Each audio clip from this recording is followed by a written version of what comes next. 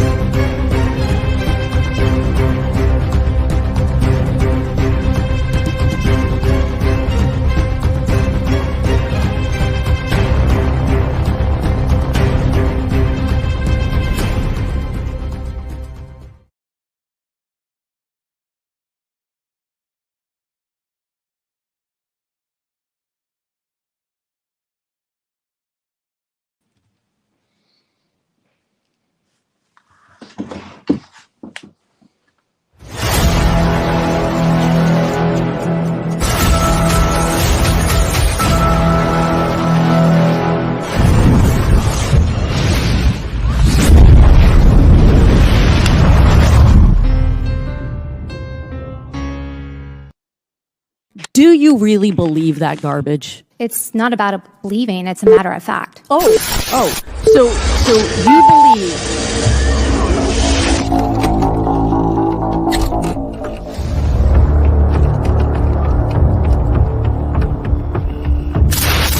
Well, nobody else could make a decision but me because I was the president, and the final decision comes to the president. You know, it's easy enough for a Monday morning quarterback to say what the coach should have done after the game's over. But when the decision is up before you, and on my desk I have a motto which says the buck stops here, the decision has to be made. And so, my fellow Americans, ask not what your country can do for you, ask what you can do for your country.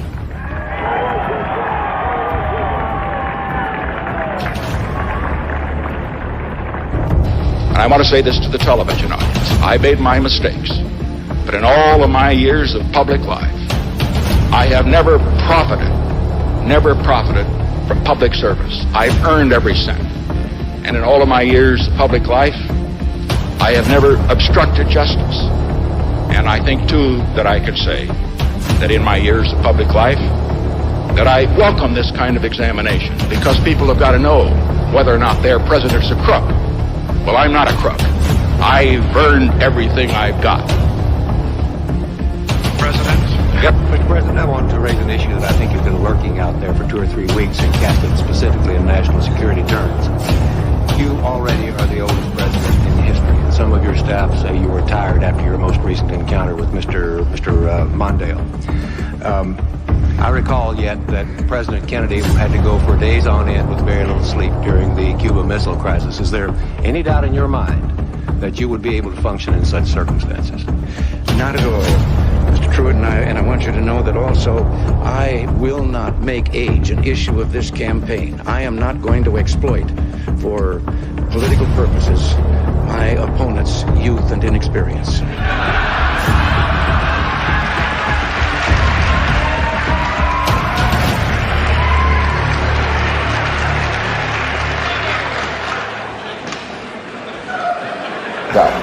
And I'm the one who will not raise taxes. My opponent now says he'll raise them as a last resort or a third resort. But when a politician talks like that, you know that's one resort he'll be checking into. And my opponent won't rule out raising taxes, but I will, and the Congress will push me to raise taxes, and I'll say no.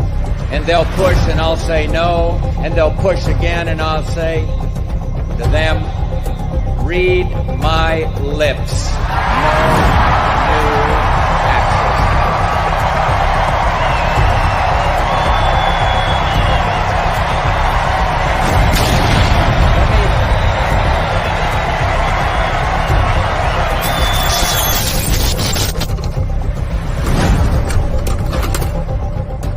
Oh, shit.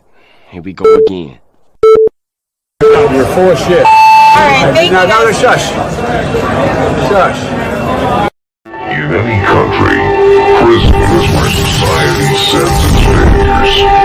But in this country, society itself is failing.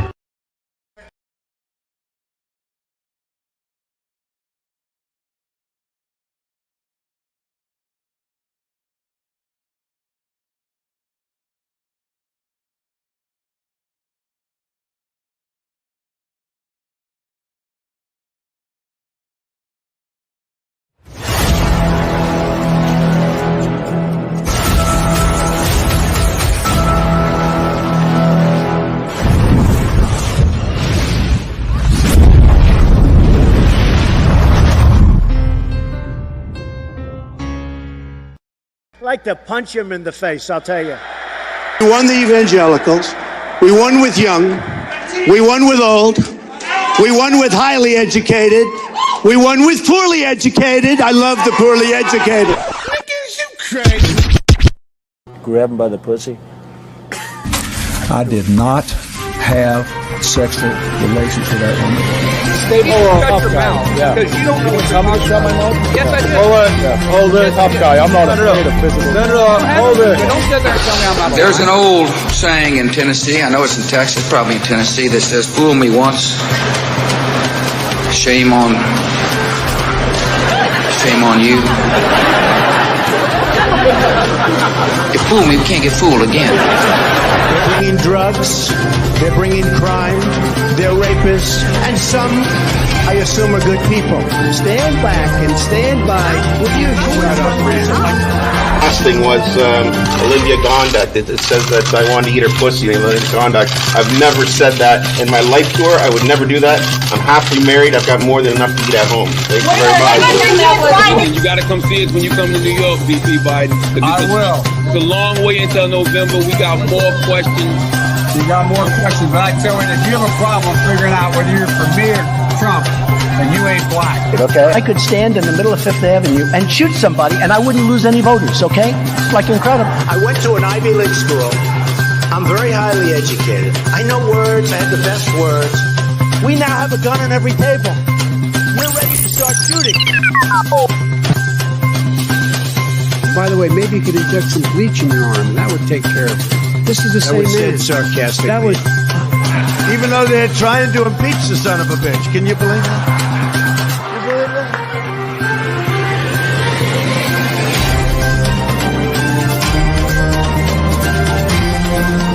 That's enough. Put down the mic. President, are you worried about indictments coming down in this I'd like to investigation? punch him in the face, I'll tell you. If I may ask Peter, one other go ahead. question, are you worried? That's enough. That's enough. Mr. President, I was going to ask one other. I don't want reality. I'm asking the question: which one is better? That's exactly what it is.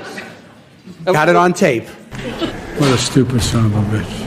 I don't like words that hide the truth. I don't like words that conceal reality. I don't like euphemisms or euphemistic language. And American English is loaded with euphemisms because Americans have a lot of trouble dealing with reality. Americans have trouble facing the truth. So they invent a kind of a soft language to protect themselves from it. And it gets worse with every generation. For some reason, it just keeps getting worse. How stupid are these politicians to allow this to happen?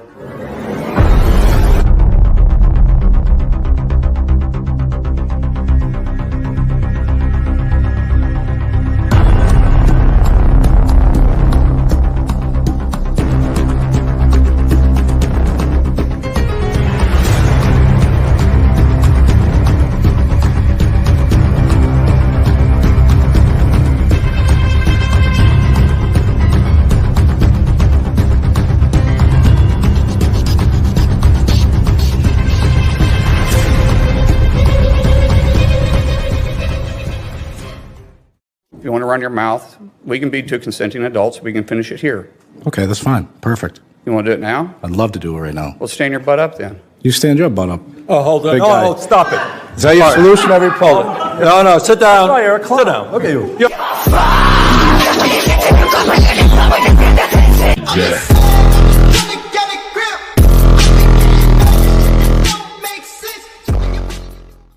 You're saying it's a falsehood, and they're giving Sean Spicer, our press secretary, gave alternative facts. Alternative facts. Alternative facts. Alternative facts.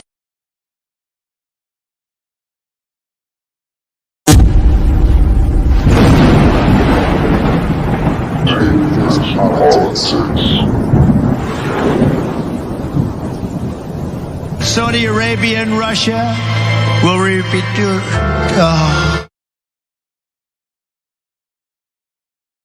I ain't talking politics. I'm talking life. I ain't talking politics. I'm talking life.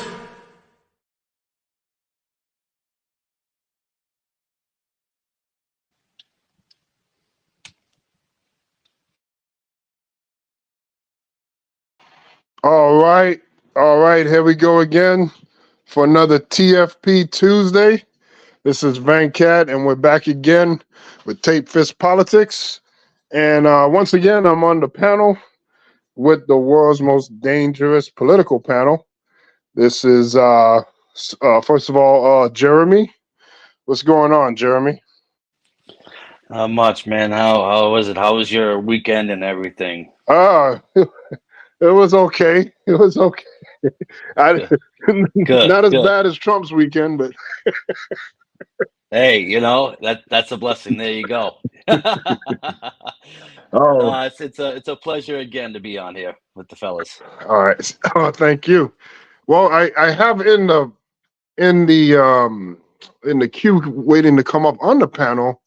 It says Ricardo, but it doesn't look like Ricardo, so I'm not sure about that. It's a different kind of logo on there, and so I'm not too sure if I should let that up. I don't know if that's Ricardo or not.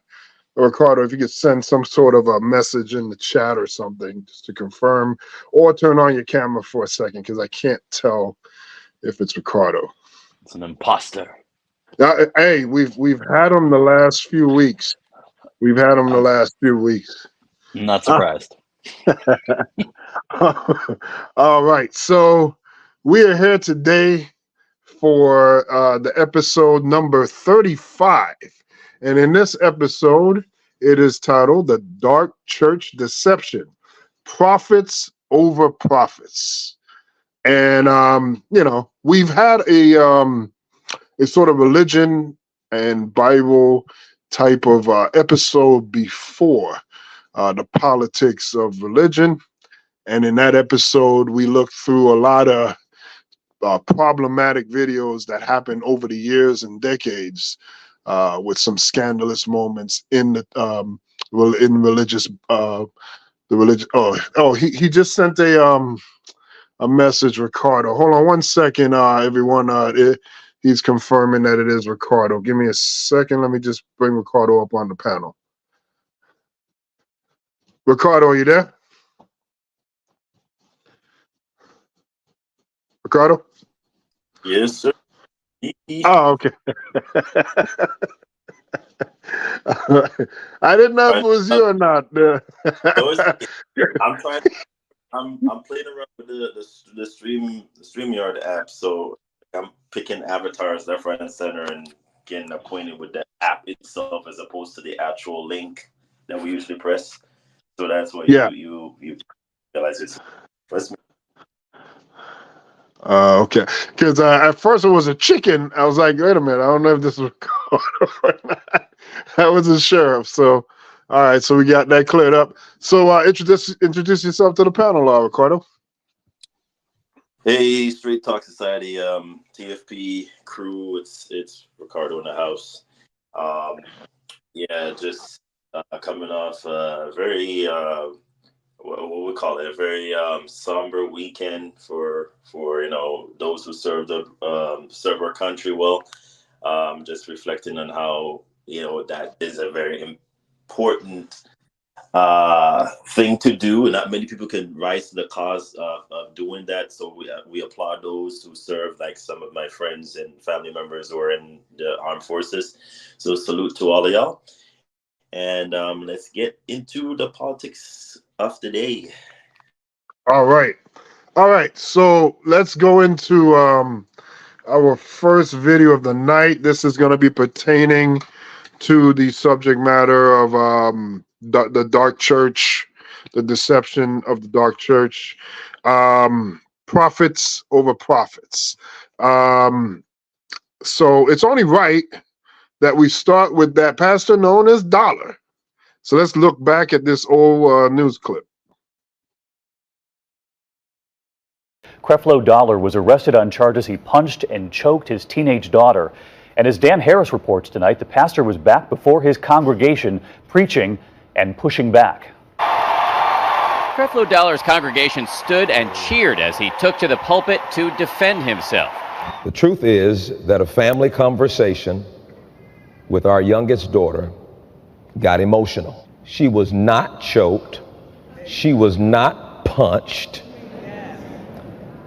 There were not any scratches on her neck, but the only thing on her neck was a prior skin abrasion from eczema. Police say Dollar choked his 15-year-old daughter in the family mansion outside Atlanta. The altercation actually stems from an argument over the 15-year-old attending a party. He was arrested early Friday.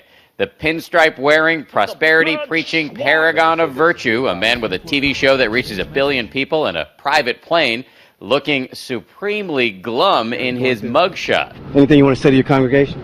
No, sir. This is not his first brush with controversy. In 2008, Dollar and other televangelists were investigated by a U.S. senator for using tax-free donations to fund their lavish lifestyles. If you don't know no better, you'll stay in the ghetto all your life. Just as his followers stood by him during the Senate investigation, which ultimately found no wrongdoing, they appear ready to back their pastor yet again. I should have never been arrested. Never. And when the facts of this come out, you will be appalled. Dan Harris, ABC News, New York. Okay. It's just amazing how, I don't know how forgiving one can be, but they'll back them to the bitter end. My goodness. So let's go to Jeremy on this one. Jeremy, what do you think of Mr. Dollar? First off, his last name tells you what he's all about, so that's a dead giveaway. Secondly, I'm going to go to a scripture that perfectly describes this gentleman here in Isaiah 56, 10 and 11. We're gonna speak on Mr. Dollar, Mr. Nickel, Mr. Quarter, Mr. Penny, Mr. Good for Nothing hustler. That's what he is. He's a pimp and a hustler. He might as well wear a bright red hat with a dookie chain. That's what he is. He ain't no preacher. Isaiah 56, 10 and 11 reads, "For as the rain," we'll go to 11. 56, 10, 11. Yeah. Verse 10. "His watchmen are blind. They are all ignorant. They are all dumb dogs. They cannot bark, sleeping, lying down, loving to slumber." Verse 11. "Yea, they are greedy dogs, which can never have enough, and they are shepherds that cannot understand. They all look to their own way, everyone for his gain from his quarter." That's what they are. Another scripture reads in St. Matthew 12 and 34. I mean, it's all here on exactly what these men are all about. And these people have the same heart and mind as these preachers, and they're no good.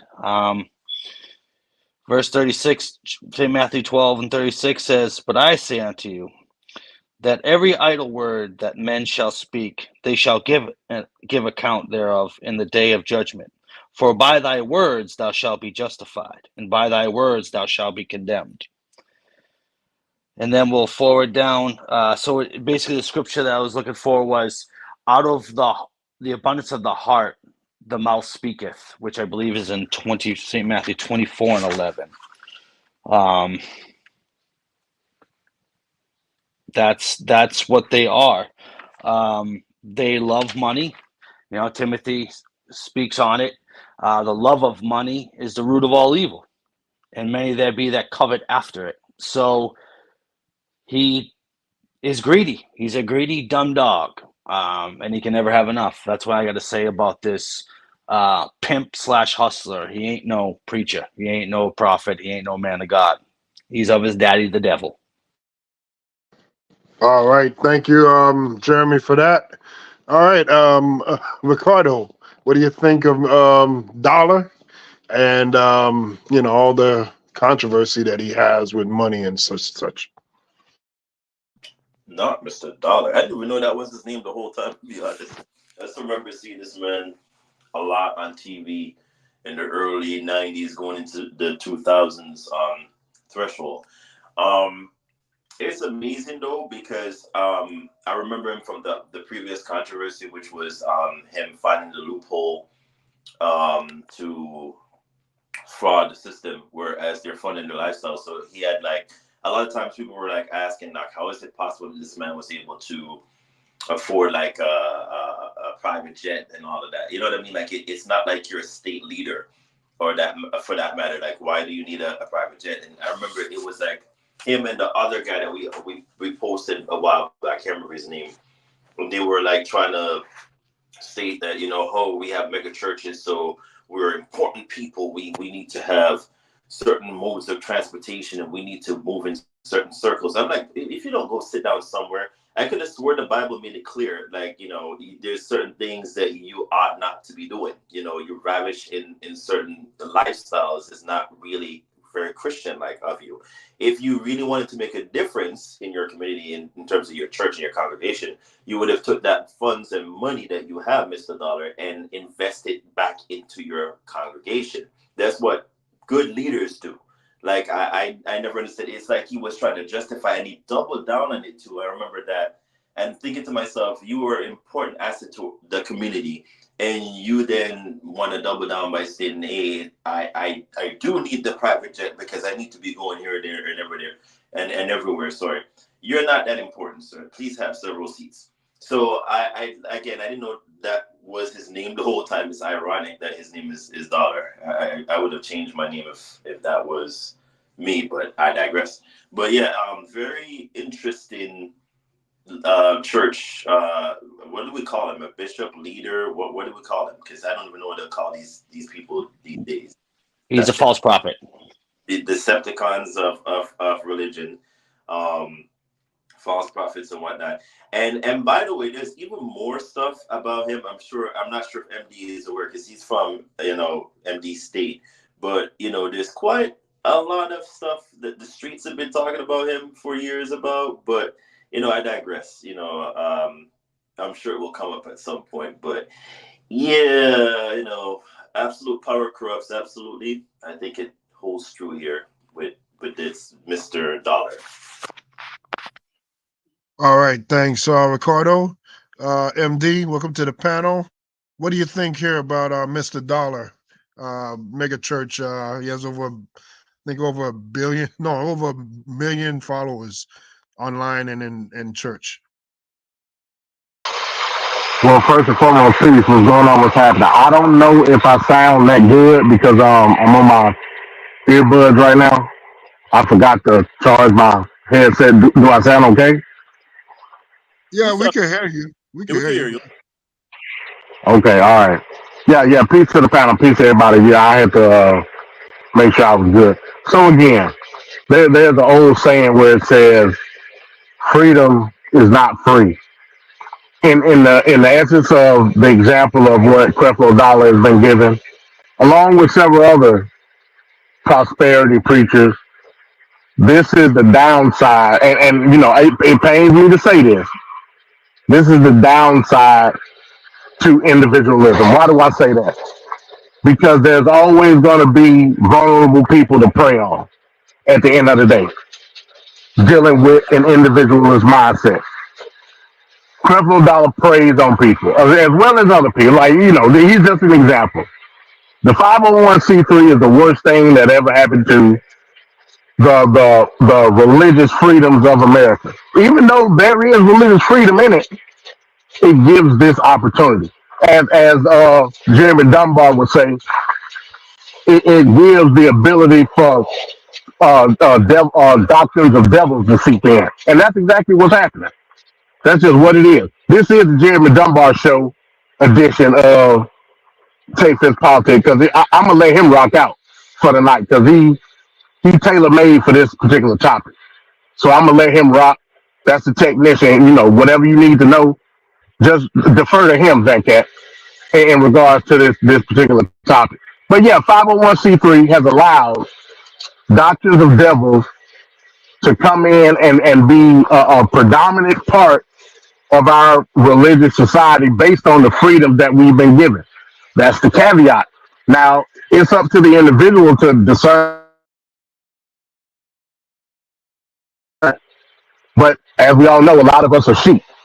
So we tend to look out for hope and some type of substance in our lower time. Unfortunately, we get preyed upon while doing so. And Creflo Dollar is a perfect example. Perfect example. That's my take on that. And he's also a nigga. That's why he did what he did when he got locked up. I'd like to double down on the 50. What is it? What is it? The 50. 501c3. 501c3. So I'm going to give you what Jesus said because, like I said before, I have no problems if the government wants to have whatever they're cut. I could care less because this is what Jesus said. They say unto him, Caesar's. Then saith he unto them, Render therefore unto Caesar the things which are Caesar's, and unto God the things that are God's. So if the government wants to do it, Jesus said, give it to them, because this is not our home. This is not where we belong. This is not paradise. This is not heaven. This is, if this was heaven, I mean, if this was hell, I'd take it. But if it was heaven, I wouldn't take it. I'll be honest with you, because the place that's going to be prepared for us is far greater than this world could ever have. So if you want to take the money, go ahead. God's going to give the increase regardless, just like he did to the Israelites back in Moses' day when they tried to oppress them. They tried to oppress the Israelites, but because the Israelites continued to do what Egypt said, God came and delivered them from that.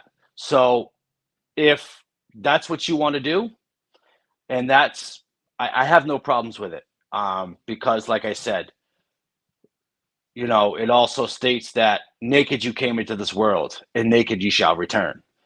Dust goes back to dust, and the spirit goes back to God. You can't take it back with you, so what good is it? Take that what you have and do it for the glory of God and to betterment of your fellow mankind. And that is definitely a commandment.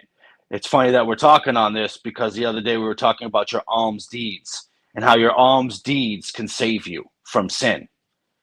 So it is our duty as believers, as Christ followers, to give unto those.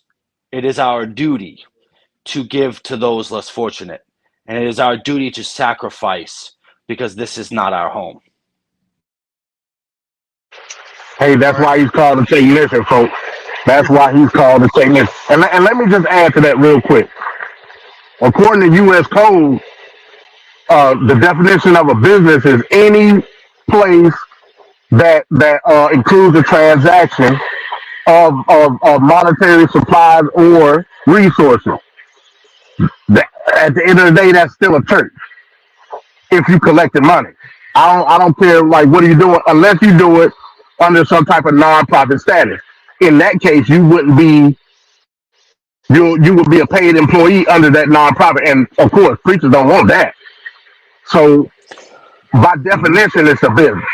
So taxes as such, and it also says in U.S. Code that it's subject to tax. So it is what it is. Yeah, and at the end of the day, people who work for the Lord should not be paid. You do it to glory him. You don't do it for financial gain. That's why you go to work. That's why Paul was a tent maker. That's why Peter, James, and them were fishermen. They had occupations. They worked. These men are not like the apostles of old. They're not like the people of old. They're the complete opposite. Those men worked and then sacrificed their time to go onto the people. They didn't get paid to do it. So you should not be paid to preach the word. You should not be paid to do the work of the Lord. You should do it out of a good conscience towards him. That's what you should do. And if you can't, then sit down and be taught and pray unto God for deliverance.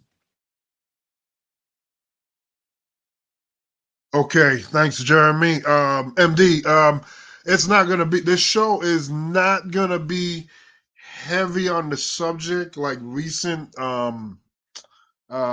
politics of shows, because we have a lot to cover on the ongoings of what happened just in the last several days.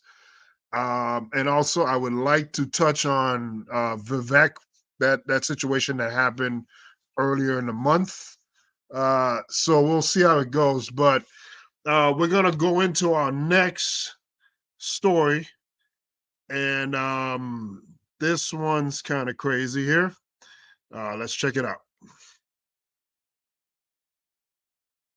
On the night of July 14th, 2022, officers in Palm Coast, Florida were investigating a noise complaint when they stumbled upon an ex-church leader and pastor Alfonso Joseph, who was 48 years old at the time, and in the back seat of a car with a 16-year-old boy.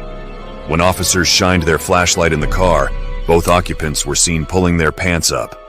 Here's what happened next. How's it going, sir? Hey, how are you? Stepping out of here for me? Shut the door for me. What you doing, man? You have any weapons on you or anything like that? No, sir. You got ID on you? Yes.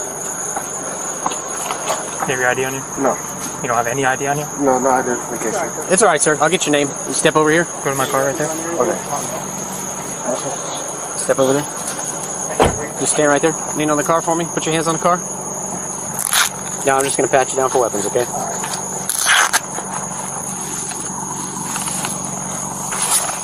Here, right here. Stand in the car. Stand in the car for me. You have anything on you? No. Well, I have my phone on. That's fine. Just leave it there. Are we being detained? Yes, that's right now. You're on private property. Oh, you can put your hands on the car. Don't lean on the car. Just put your hands on the car. Put your feet. You have anything on you? No. My phone. Just your phone? Nothing. No weapons or nothing like that. What's that? Your headphones? Yeah. I'm just gonna put them back in there. So do we just have to leave for it? Yeah, right now I'm gonna get your information first and then we'll figure out from there. Okay. All right, you go ahead and lean on the car for me. Turn around. Just lean on the car right there. So, what's your name? Alfonso. Alfonso. A-L-F-O-N-Z-O. Yeah. Last name? Joseph. All right, what's your date of birth? 11/6/73. All right, just stand right there for a second. What are you guys doing? Obviously, it's kind of obvious. Who's he to you? Huh? Who's he to you? Just a friend, I guess. So, who's this guy? A friend of mine. Okay, how old is he? 18. Okay. Do you have a driver's license? No. No. You don't have any kind of identification? No. Where's he live? In the L section. So, what's his name? What's his last name? I don't know his last name. I can always call him. Okay. So, what are you guys doing out here? We was just chilling. That's all. Just chilling. It was getting hot in the car, so I just took my shirt off. Well, when I walked up, you were putting your shorts on. No, my shorts. Because a lot of times, when my shorts, they get kind of stuck. Mm-hmm. So I was like trying to fix them. Okay. Because when you sit in the car, it get wet. It sometimes give you a wedge. Okay. So, well, you see how it looks? I come up, you two are in the back seat. Right. Because the front seat, the front seat is like far away from me. Mm-hmm. So I was like, just talking, communicating, trying to get to know him, and that was it. But you see how it looks to me? I got you. You guys are in the back. I got you. Doing something. Because as soon as we turned our lights on, you started moving around real fast. Yeah, because, it's a secluded place, and we wasn't expecting, and I understand. And there's not supposed to be anybody back here. Oh, no? No, there's a no trespassing sign over by the entrance over there. Wow. How long you been up here? How long I've been out here? Mm-hmm. Maybe 15 minutes. Okay. And I was just getting ready to drop him off home. Okay. Am I going to jail? No, no one's going to jail. I just told you it was just to be detained because you're on private property, okay? It said no trespassing sign right on the front. Okay. Alright, you guys are in no trespassing area, okay? It's not free to go until we figure out what's going on, okay? Where were you guys coming from? Oh, we were just coming from his house. Oh, okay. Can I put my shirt on because it's mosquitoes? No, I'd just rather you stay out of the car for right now. Just try and smack them off. So who is he to you? Oh, just a friend. Where'd you meet him? I met him a couple days ago, and then we wanted to meet up just to get to know him, and that was it. But nothing crazy, you know. Nothing crazy. So you met him online, you said? No, well, not online. I met him like we was in Walmart one day, and then. So you guys just met up in Walmart? How'd you guys just like face to face? When I met him online in Walmart, then he texted me online. So how did he get your number? Who? He said he texted you. You guys met in Walmart, and then he started texting you a lot. Yes, online. Okay, so so you guys were just both shopping at Walmart, and then you guys started talking in Walmart when you guys saw each other. Right. Okay. I asked him a few questions. He was like, he would go to this place, and he was like telling me where he came from, and I was telling him where I came from, and then that was it. You guys exchanged phone numbers at that point, and okay. And then so what'd you do? Pick him up from his house? Yeah, or? I picked him up from his house because I worked late, so I said, well, maybe just come and talk over here. Okay. You know. Okay. And I didn't know it was a no trespassing sign. I knew it used to be a golf course. Yeah. And I didn't know it was a no trespassing sign because other than that, I wouldn't have been over here. Yeah. Okay. How old are you? I'll be 48. Okay. What were you guys doing? Huh? What were you guys doing? We were just sitting back the seat talking, and I told the cop, I said, I took my shirt off because it was getting hot in the car. And then he says, I was trying to fix something. I said, yeah, I was fixing my shirt because a lot of times when you sweat, your shorts get... Well, your car's on, isn't it? Yeah, but the AC is, Pretty new Toyota. Yeah, it is pretty new, but sometimes it gets hot, so... Yeah, well, you guys had your pants down. I didn't you don't have have to my lie. pants down. I mean, I kind of figure what's going on. I didn't have my pants down, though. No, he did. He had his pants down? Yeah. Oh, well. So you're not gonna tell me what's going on? No. That was. If that's what you guys are doing, that's what you guys are going to do. Right. At some point. Right. It is what it is. Right. You know, he would do it all the time, but you don't need to lie. Okay. Y'all know all the crazy stories come out of Florida. I don't know what kind of people we have down here, which is why I hold my head up high and try to be a model citizen in a state where, unfortunately, we have a bunch of weirdos. Now, you all remember the story I did on Pastor Alfonso Joseph out of Palm Coast, Florida. He was the Pentecostal leader that was active on the dating app Grindr. He met an underage male and went to the golf course and was caught in the backseat of his car by Palm Coast officers. Now, let me address this first, the struggle thing. The pastor didn't struggle to get on Grindr. He didn't struggle to drive to a secluded location where he could park his car and get in the back seat of his car. That doesn't sound like a struggle to me. Also, who knows? Maybe he will go through the deliverance processes the church wants him to go through, or maybe he'll go through reparative or conversion therapy and try to change his sexuality. I don't know. Man can do whatever he wants to do when he gets out. All I'm saying is, it's your life. Just be honest with the person you get into a relationship with. Now, this pastor is well connected in the Palm Coast, Florida area within Pentecostal churches. And some people in the Palm Coast area thought this whole thing was just a setup. This was not a setup. This is what your pastor is into.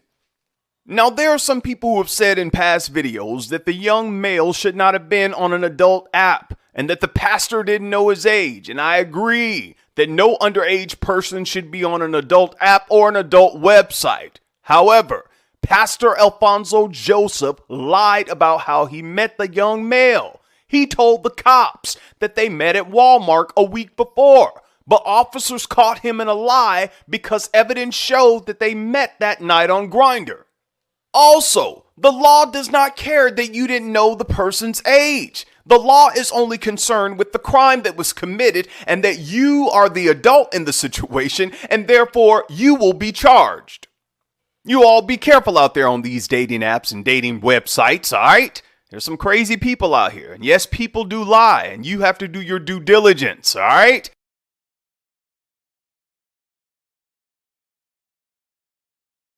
All right, there we go. And of course, straight out of Florida, where everything bad happens. So we're gonna go to MD on this one. MD, what do you think here about this story with this preacher in this weird circumstance? Well, so first and foremost, the person that was narrating the video, he lied. Yeah, he may be charged, but he'll be charged circumstantially, based on the fact that, and they said the dude was 16. Based on the fact that he was on Grindr, he broke the terms and conditions of the site, giving a leeway to that pastor. Like, hey, I got to keep it legal at the end of the day.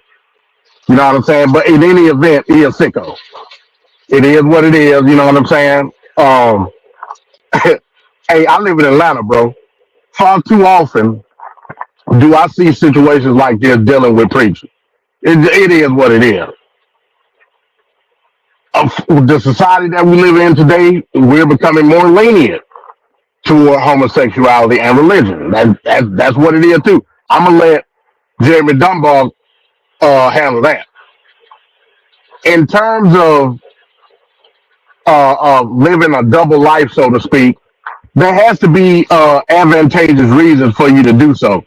This is one of those advantageous reasons when you're um, one of the elites within a church society, giving you certain power, monetary gain, so on and so forth, to have the exemplary status of being a person built on some type of religiosity.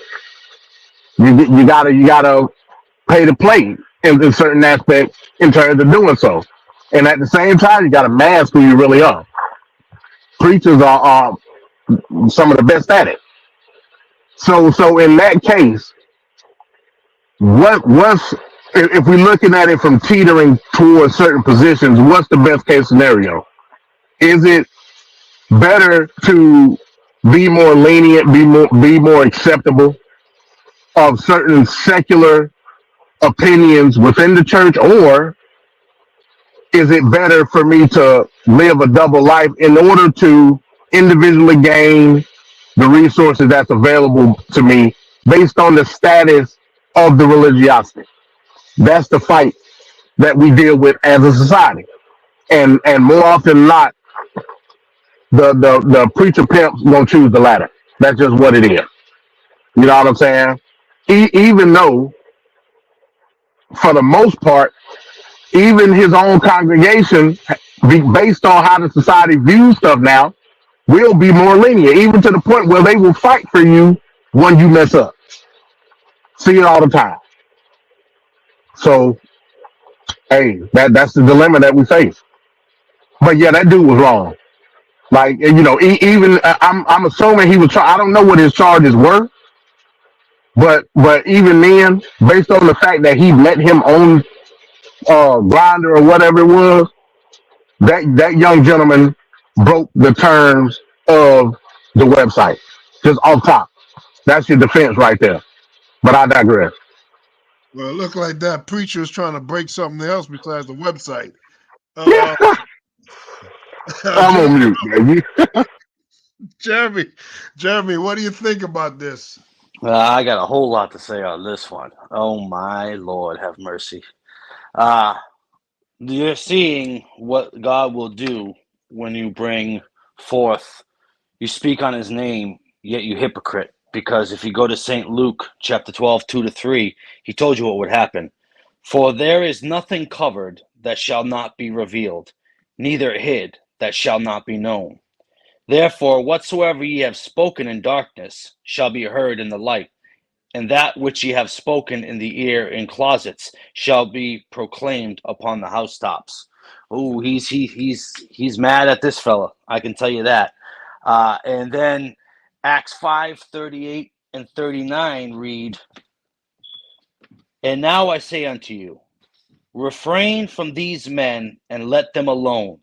For if this counsel or this work be of men, it will come to naught. But if it be of God, ye cannot overthrow it, lest happily ye be found even to fight against God. He's not of God. His works are being shown, and the Lord is exposing him. We got a righteous God. He don't care if you claim you love Jesus, if you believe on him. That's why he says, be ye doers of the word and not just hearers only. You got to do the works, not just hypocrite and talk about it. Anybody can run their mouth off and bump their gums, but it takes a real man of God to live up to it and to hold fast to it. And as far as the law, well, God's got the law here too. In 1 Timothy chapter 1, verses 8-11. But we know that the law is good, if a man use it lawfully, knowing this, that the law is not made for a righteous man, but for the lawless and disobedient, for the ungodly and for sinners, for unholy and profane, for murderers of fathers and murderers of mothers, for manslayers, for whoremongers, for them that defile themselves with mankind, for men stealers, for liars, for perjured persons, and if there be any other thing that is contrary to sound doctrine, according to the glorious gospel of the blessed God, which was committed to my trust. Hey, the law is made for the lawless. You know, you got to face it like the sinner. You ain't no different. God does not hold you higher because you put Jesus in your mouth. No, no, no, no, no, no. You sin in that manner, and God hates that sin, because when you go to Leviticus 18:22, yeah, you're going to sit here and be a preacher. Well, you obviously are not obedient to his word. Now, being a preacher is the most dangerous place, because a lot of people don't know that if you tell a lie and that person dies with that lie, their blood is on your hands. So Leviticus 18:22 states, "Thou shalt not lie with mankind as with womankind. It is abomination." That's how the Lord looks at it. That's how the Lord looks at it. And Genesis 3:7, talking about him being shirtless and naked out there. All right. And the eyes of them both were opened, and they knew that they were naked, and they sewed fig leaves together and made themselves aprons. Even when Adam and Eve's understanding came open, they sewed themselves up clothing. Why? Because to cover up the shame of thy nakedness. So this man's not a preacher, and his works have been manifest by the Lord, and he let those in whom he's condemning expose him. That's how we got a righteous, holy God. He don't care who you are. And that's all I got to say about that.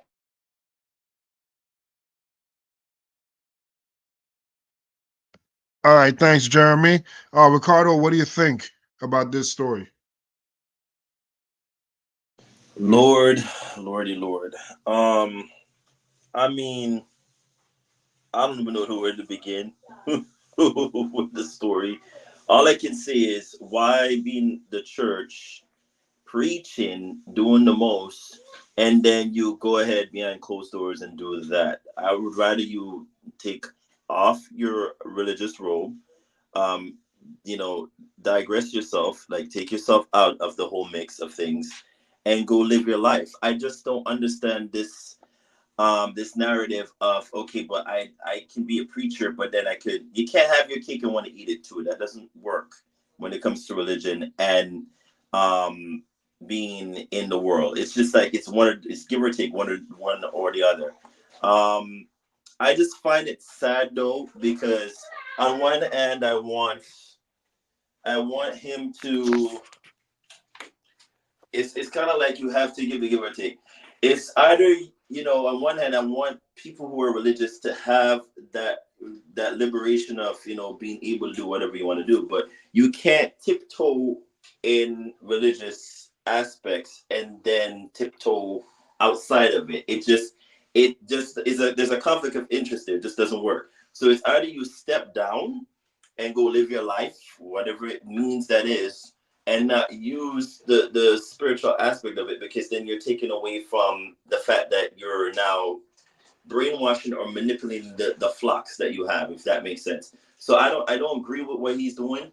And no matter how many laws, objective wise, you could use to justify how his behavior has been, it still doesn't make sense. Why do all of that? It's like you're copying out. Just step down, sir. Release your robes and go live your life in the alphabet community. Don't then preach behind closed doors, then do that, and you pull up in a secluded dark area in the middle of the night like you're some kind of that's for like people who have. But then again, you know what, everybody have their own kinks, so who am I to tell him how to do or live his life? But sir, no, you can't have your cake and want to eat it too. You can't be in church and then stepping out of church, then preaching to people, then being judgmental, then saying, what I'm saying? It's like the politicians that are like, oh no, those gay people, oh my God, and then they're in the stall somewhere, doing God he knows what with God he knows who. You can't do that. That's just a conflict of interest. So Bishop, whatever your name is, just I mean, I don't even know what else to say, sir. Just step down. That's what we call hypocriting. Right, quick question. You kept mentioning conflict of interest, Ricardo. Conflict of interest toward who? Conflict of interest for his congregation. You know how to do that.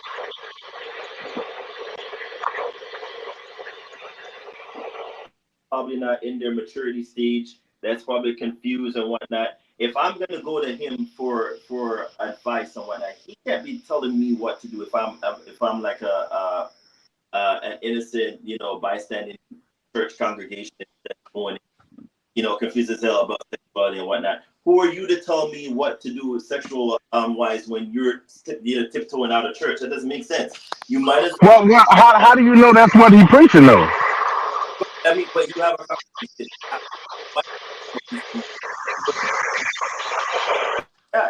So that's the purpose of why you're, being. It's kind of like you telling me, oh, you should not have sex, but then you're doing it. That's defeating the purpose. Why are you confusing the message? Just step down, go live your life in whatever means or forms you want to do it, but don't confuse the church people or innocent bystanders in the process. That's just dead ass wrong. I'm sorry. I mean, I disagree.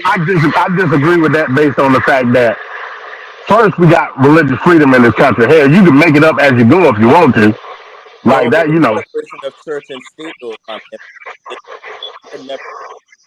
sorry, you can't do. I ain't hear what you said, Ricardo. You were breaking up. I guess that's on my end. No, I would say there's a separation of church and state. The two should never mix. They can't mix together. It doesn't make sense. I don't know. I think that according to Scripture, it says the law is made for the lawless. So if he's acting lawless, then it's justified that he gets what he gets. I mean, I agree with the man being held accountable. He's no different. Just because he says he has bishop on his name don't mean nothing. Yeah, I agree with that point. But what I'm saying is, like the whole notion of having your cake and eat it too. Hell, that's religion in the United States. Everybody got their cake and eating it. You know what I'm saying? So, from that aspect, I disagree, like wholeheartedly. Because I mean, hell, that's the vast majority of religious institutions here in this country. Like that's what they do. Like literally, they got their cake, meaning that they can set the rules, they can set the standard of how they want their doctrine to be based off religious freedom. Plus, they can do whatever the hell they want to do. You know what I'm saying? And We get what you're doing, MD, but at the same time, who's holding them accountable? You see what I'm saying? Mm-hmm. I'm for one. I'm always, and you as long as y'all have known me for, I've stated this because even in this conversation, I'm gonna put it into place. If you're secular or whatnot, why not legalize prostitution? That at this particular stage, everybody wants that. It's in your vein. You're human. You're going to have urges at some point. What I'm saying is, why not step aside and move out of the way? Let someone who is devoted, that really is religious, devout, pious in the Christian faith, do the job. Why are you then doing the job on the pulpit and then stating otherwise? Like what you're doing. you know the answer to that, though, Ricardo. You know the answer. Come on, like when you see that gold plate being passed around 4-5 times every Sunday, you'll question it too. And he comes off with the tongue. He come a shapada. Yeah. If y'all know me well, like I could Blanket, where's your two avatars if I'm confused by that. But yeah, I question the Christian faith when it comes to certain things. You could call me controversial. I was that type of kid or young person in church that questioned every aspect of Christianity. I let my pastor have it every now and then. How are you going to preach to me about sex, sir, and you doing it at home? How are you going to do all that? I let him have it, and it was like, oh, you're one of them people. You're damn right I am. I'm going to question every aspect. Did Jesus? Do you think that Jesus would have, if he was in a fleshly form, would he not have stepped out and do stuff that human beings would have been doing? And they couldn't answer the question because it's always, that we have to do the Christian thing of covering the faith. And we were talking about this, the whole thing about Mary being a virgin and, conceiving at 14. Why is the Christian church hiding behind that whole smoke and mirror thing? We all know she was young. So I question all of these things. Now, a regular person probably wouldn't because they're like, oh, it's blasphemous and whatnot. No, it's not. You as a human being have to question things because there's certain things that are written and they're written, and then you're going, oh, okay, well, everything is believable. Not everything is going to be believable in the frame of mind of how we think. Whether it be secular wise, whether we think in scientific wise, whether we think it's rational wise, we all have different opinions and thought processes. So not everything is going to be seeming believable to everybody. But what I'm just construing or making it clear is he should have just stepped aside. The minute you knew you were going to be going on Grindr, which if most people don't know what that is a gay sex hookup site, just like you'd have had like Ashley Madison or whatnot. But the alphabet community, in their heyday, thought it's one of them things where they needed to have to. If the heterosexual people could do it, we should be able to do it too. So that's why they had the app. Why is it that you're going on the app to solicit sex, sir, when you could have easily gotten that from, let me just stop. Let me stop while I'm at it. I'm going to stop. No, you got a valid point there. You got to hold their feet to the fire. If we can hold politicians and everyone else to the feet to the fire, we can hold these preachers that are preaching the word and not living up to what they're preaching to the fire. They're no different. And that's what I will say. If we according to law, they are different, though. According to the law, they are different. They vastly different. What I'm saying is, if we as the people can question and hold them accountable for what the wrongdoings that they're doing, talking about politicians and whatever, your boss, whatever the case may be, whoever is in the error, if we can hold them accountable, who is the preacher? The preacher is nothing but dust like everyone else. So he's no greater. So he should be held accountable just the same. If not, he's held accountable worse by God, but he should get what he deserves. At the end of the day, whatever the law decides to do, he's warranted that. And I will agree, because he is no different as far as being punished. He's no different. He is no different than you and I. He should be held to the same accountability. Now, we understand there's more on his plate. There may be more responsibilities, wherever the case may be, but still does not condone the wrong that he did. And I don't care. I'm very hard on them, because they're supposed to set an example. And when they're not setting the example, I don't care who they are. They need to be held accountable. If I were the one to do that, I should be held accountable. And they should put my feet to the fire, because I am no different. That's how I feel about it as a whole. Well, I don't God disagree don't with respect that. a person. Trevor said, what if it was a girl? Does it matter more or less, or even out? It's the same. Well, it's not the same. Well, it depends on what you're. So if you're looking in the eyes of God, it's worse because it's abomination, but it's still horrific. That's what I wanted. That's what I wanted right there. So if it's still a heinous act regardless, because this man is still doing that which is unlawful, that which is wicked. But now we're talking about the eyes of God. We're not talking about the eyes of man. This is much different, because God says, my thoughts are not your thoughts. My ways are not your ways. So when we lean towards the scriptures, because this is what it is, it's a pastor. He's doing abomination, yet he's supposed to preach an unadulterated gospel. How is that even right? And that's my issue. You're not able to dictate the perception of what his congregation sees. That's what I'm saying. Based on religious freedom, they teach the gospel how they see fit.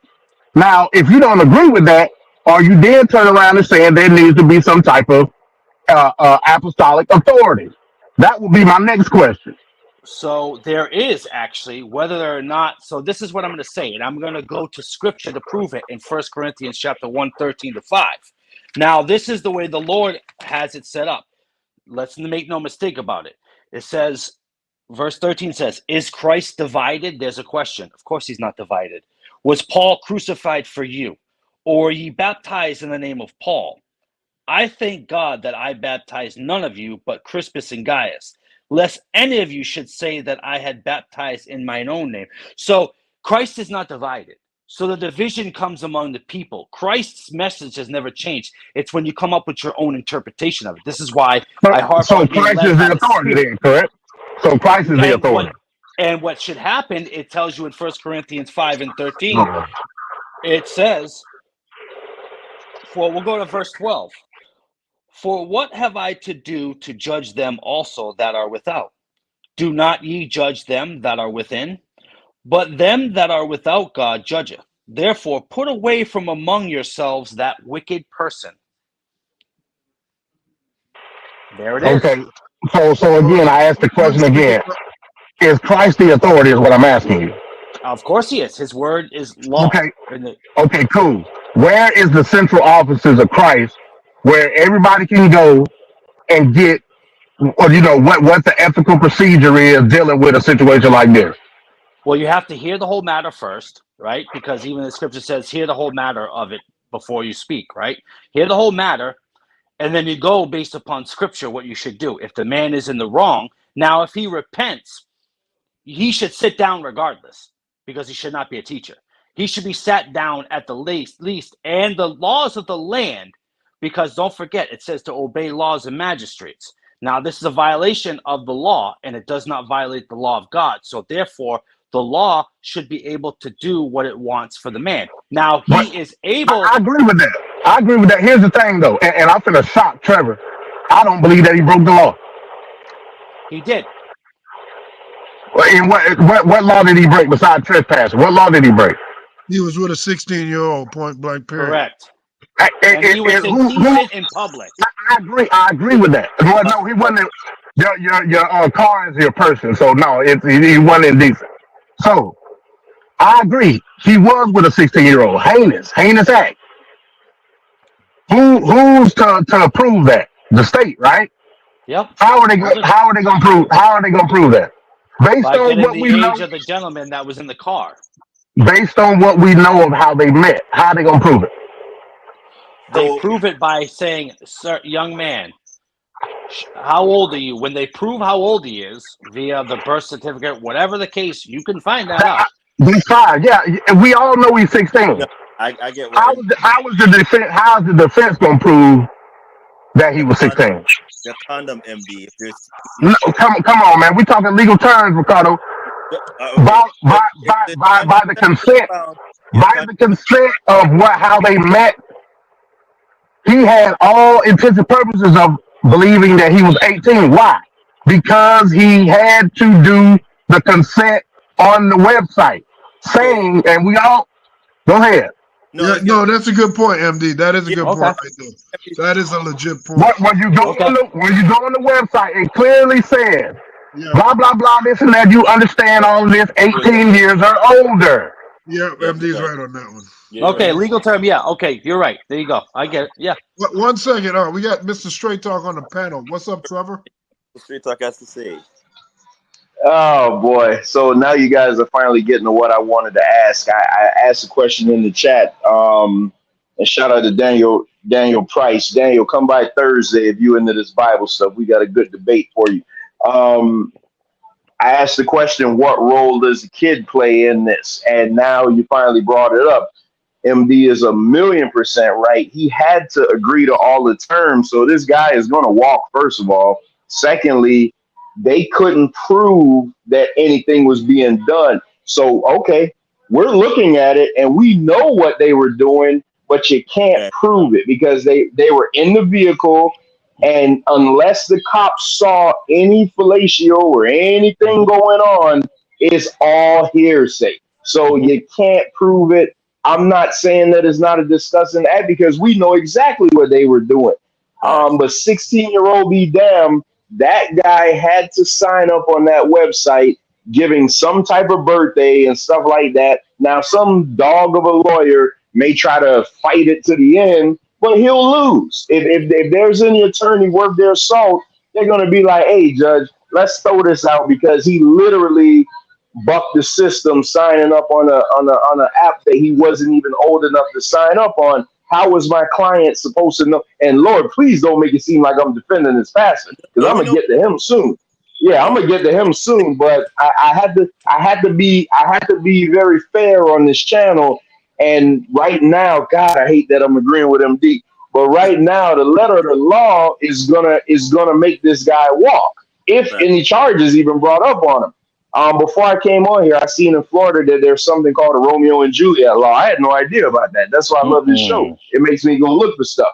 So there's a law called the Romeo and Juliet law, which allows consent, sexual consent of somebody under the age of 18, but it has to be with somebody that's only between the ages of 18 and 23. So this guy still wouldn't fall in it because he's 48. He's like 48 according to him. But the fact that the cop did, and you see what the cop was doing, that's why they tell you when you're talking to police, just shut up. Don't answer no questions. The cop was asking him, hey, bro, what you doing? Every time, hey, a fool going to tell on himself if you let him keep talking. Oh, God, my pants was giving me a wedgie. It was hot. The cop said, oh, but you got a brand new car. Your AC don't work? Oh, yeah, it worked, but it's hot. So the cop is like literally just keep asking him questions to get him to keep talking. This guy gonna walk. But the last thing I'm gonna say on this, I put in the chat also, and Venkat brought it up. What if this was a girl? And I asked that question because I knew what Jeremy was gonna say. I knew it. God. So Jeremy said it's still bad, but it wouldn't be as bad. Because he's just thinking of the fact, like, man, oh man, in God's eyes, it's an abomination. This goes to what we've been talking about all week, Ricardo, about the religion and how it. And they say I'm misogynist, so forgive me if I'm defending women, but the misogyny of the of the Bible and just religious texts, period, of how it's okay to do stuff with women. I'm gonna give you a scripture for it. Don't worry about it, because you know I am. Let's go to Book of Genesis. I don't remember exactly where, but let's talk about Lot. You know, you got the two angels that are going to Lot's house, and the men there, old men, young men, dirty men, they wanting to have their way with the angels. Yep. And Lot basically said, hey, don't do anything to these guys. If you want to just get yourself off, I got 2 daughters that's never been touched. So don't do anything to the 2 men, but have your filthy way with the daughter. And that's what I be talking about. I'm done. That's just what I be talking about. He said, "Don't crazy. do so wickedly, bro. Don't do so wickedly, brothers. I have 2 daughters." He was gonna give his daughters in place of the men that they wanted to grape. You can't spin it no other way, Jeremy. You cannot. He's not raping them. They're not raping them. They were gonna do it to the men, Jeremy. They were gonna rape the men. Yes. Jeremy, no, but it's grape. Grape. So what were they gonna do to the women? Make passionate love to them? So they were going to play Monopoly. Let's put it this way.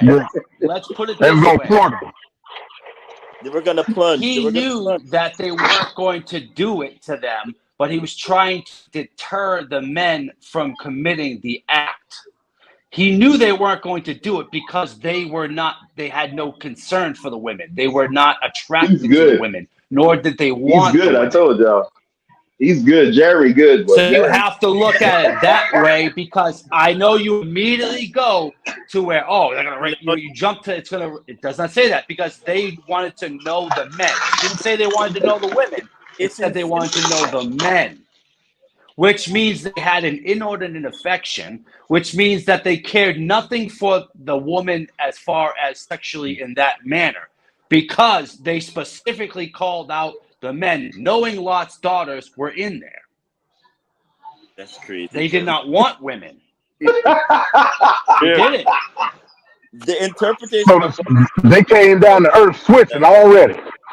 Yeah. I said the men wanted the angels. I didn't say that the angels wanted the men.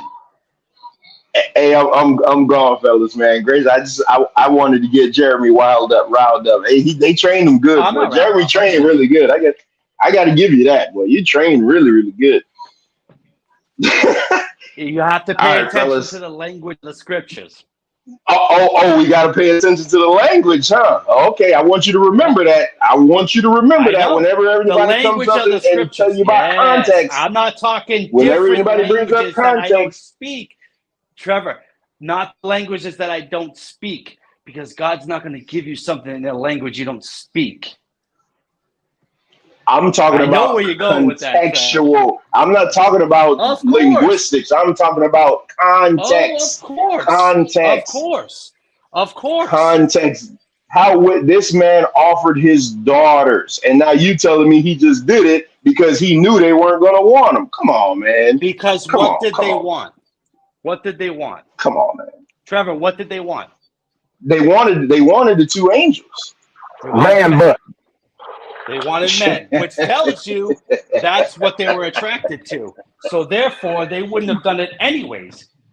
He was trying to tell them not to do so wickedly, because he was telling them that it was an evil act to desire the same flesh.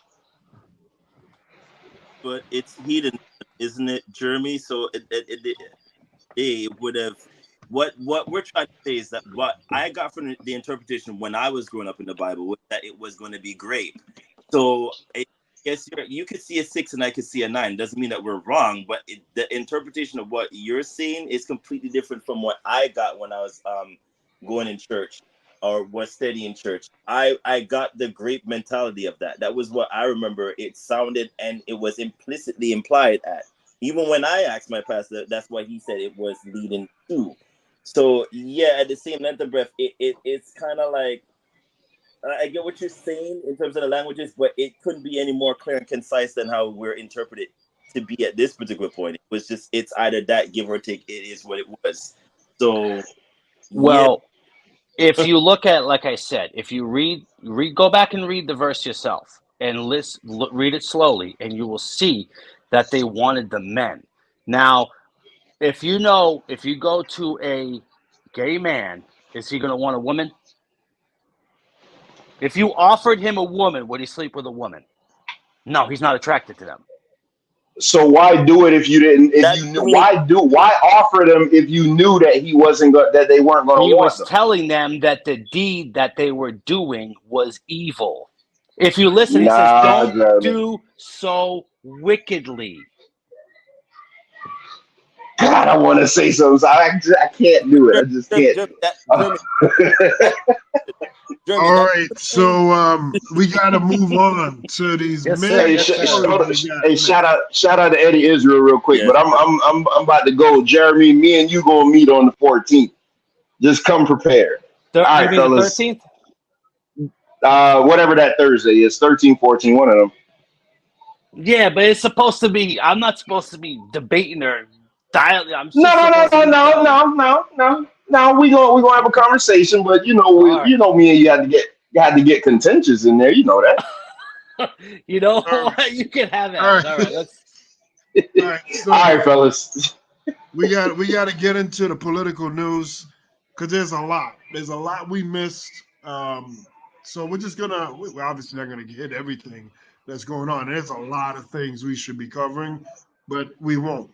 But we do have to, at the very least, cover some of these topics that's going. So let's go into what's going on in political news.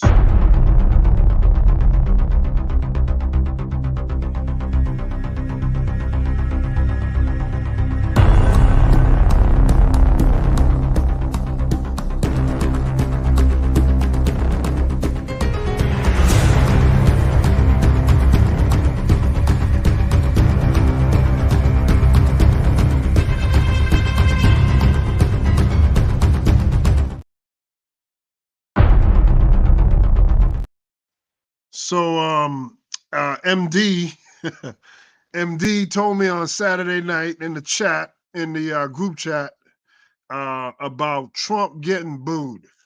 So I said, "Oh yeah, I saw that like a day or two ago."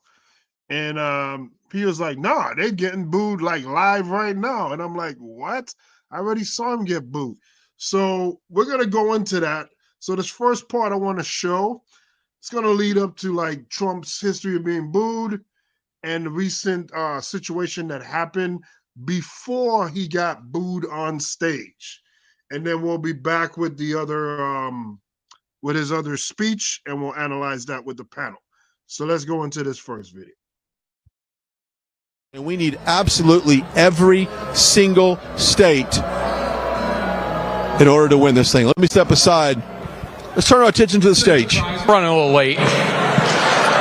Let's be honest. Appreciate everybody hanging with us. This program is going to start, and it's going to start not too long from now. I'm out of t-shirts, though.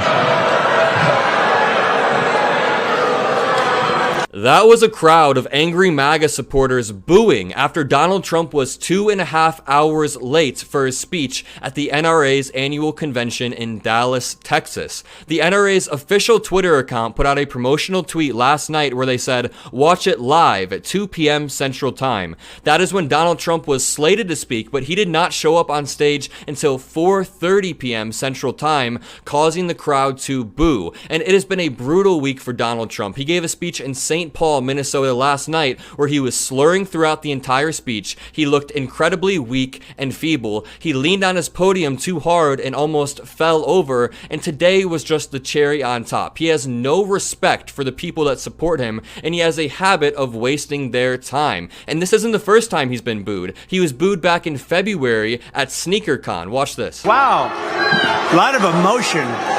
There's a lot of emotion in this room. Thank you. Thank you. So the really nice thing is we have lines, and I want to thank Chase and I want to thank Alan. But we And here's another clip of Donald Trump getting booed by his own supporters in South Carolina. When I'm in trouble on the left, I call up Lindsey Graham and he straightens it out so fast. And I'll tell you, no, remember.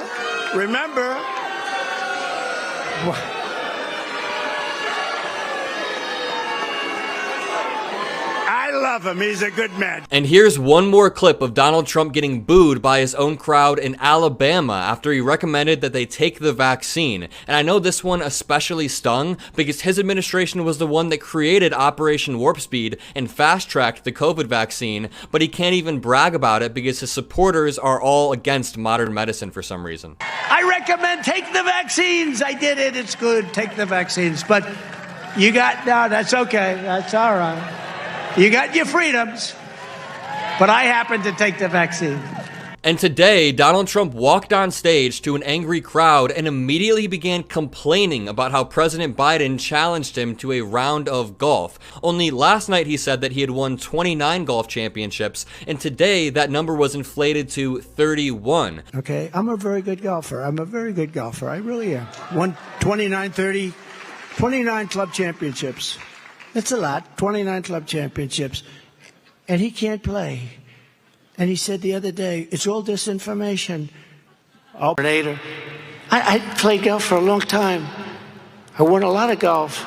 31 club championships, can you believe it? And he challenged me to a golf. He is genuinely mad that President Biden challenged him to a round of golf, but Donald Trump then began to do that weird thing again. I don't know why he does this. Mom, I don't know, Mom. This is a heavy sucker.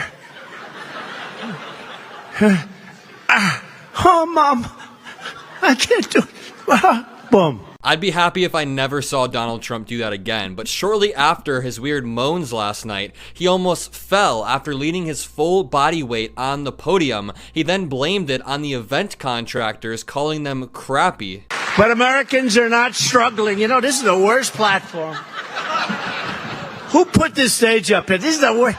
The frickin' place is falling down. I notice it keeps tilting further left. Like too many other things.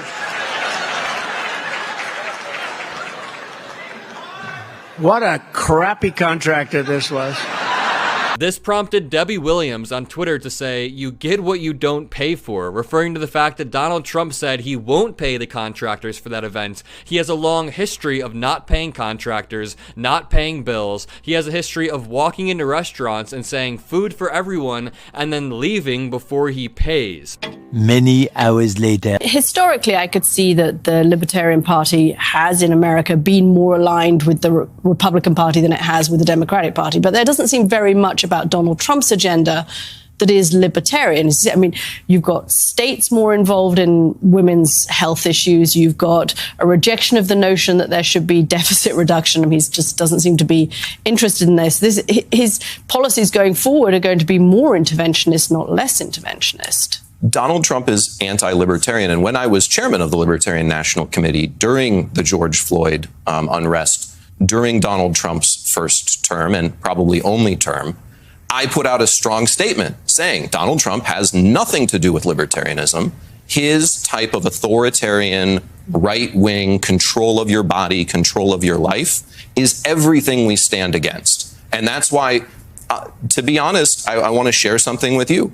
This is the first time in 24 years that I have not been a delegate to my own party's convention because the Credentials Committee and the people who took over do not want a real libertarian party. They want to kneecap the party and knock us out of the race and basically force us to have a Trump rally. And I think that this weekend you'll see the Civil War will end and we will be victorious and the Libertarian Party will go back to being a real political party and Donald Trump will get the reception that he so richly deserves.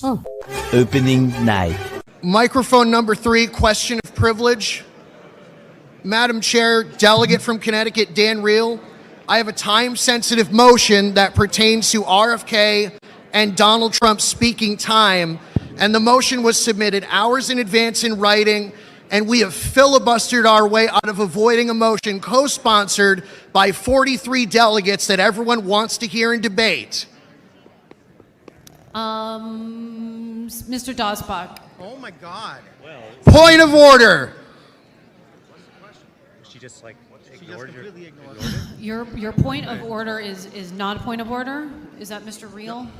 Yes, it is. It's not a point of order, and I'm going to continue with. You're going to alienate 43 co-sponsoring delegates. You're going to. The media sees you doing it right now. Mr. Dosbach? No, yes. Because the vote, it's 29 people who. Ms. McGardle. I'd like to propose that we go tell Donald Trump to go fuck himself. Hear, hear! Yes!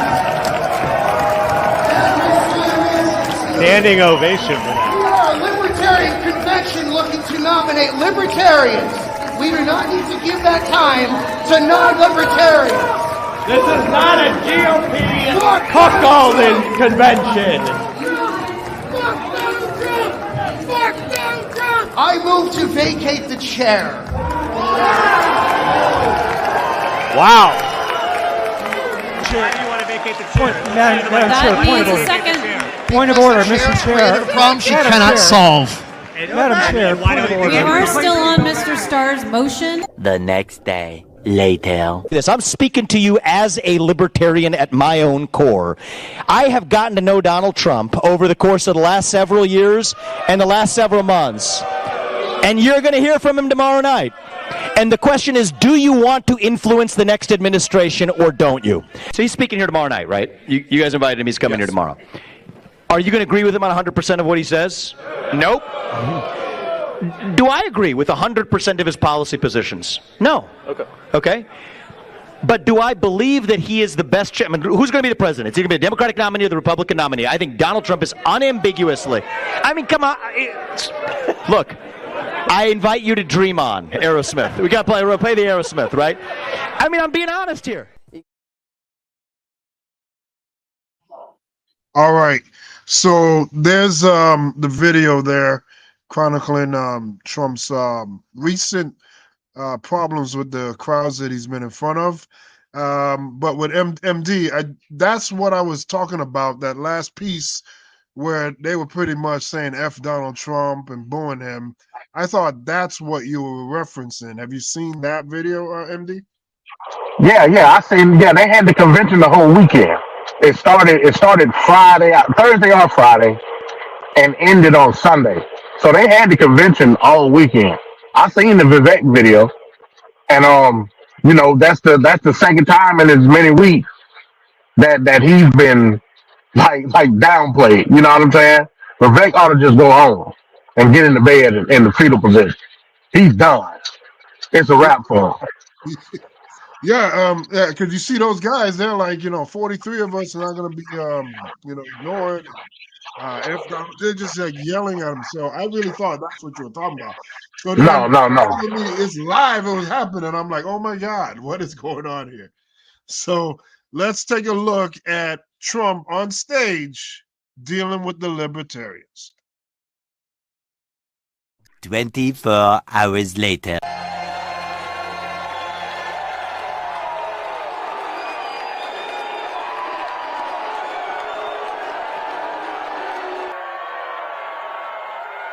A lot of people ask why I came to speak at this Libertarian convention, and it's an interesting question, isn't it?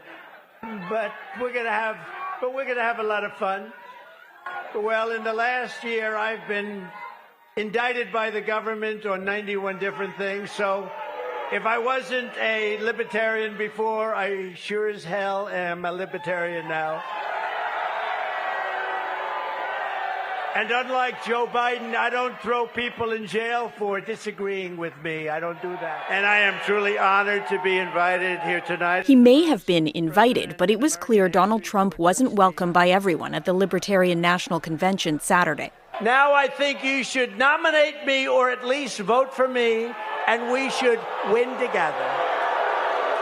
As Trump sought support, he faced boos and jeers, but struck back, too.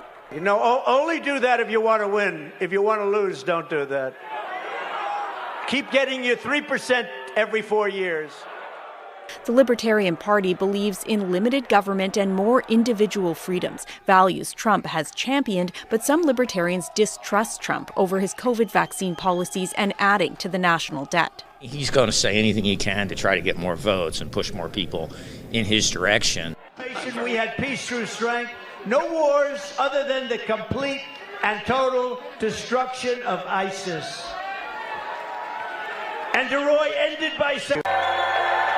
Unlike the supporting MAGA crowds he regularly encounters at his campaign rallies, Donald Trump faced several detractors at Saturday's Libertarian Party National Convention. Booing was heard when the Republican presidential candidate mentioned an article written by political commentator DeRoy Murdoch ahead of Trump's address.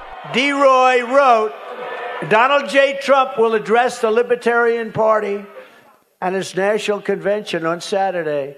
The Libertarian Party should nominate Trump for President of the United States. Whoa. That's nice. That's nice. Only if you want to win. Those attending did clap and cheer when Trump listed some of his priorities should voters approve of his return to the White House. On education, we will cut federal funding for any school pushing Marxist and communist race and gender theories on our children. We will keep men out of women's sports. And I will not give 1 penny to any school that has a vaccine mandate or a mask mandate. And by the way, why isn't Joe Biden here speaking to you tonight? You know why? Why isn't he? Because he can't put 2 sentences together. That's why he's not here. President Joe Biden, who is also bidding to get re-elected, addressed a different crowd on Saturday. Graduates of the U.S. Military Academy at West Point, New York. There's never been a time in history when we've asked our military to do so many different things in so many different places around the world, all at the same time. While stressing that American soldiers will be kept off the battlefield, Biden emphasized the U.S. support for Ukraine.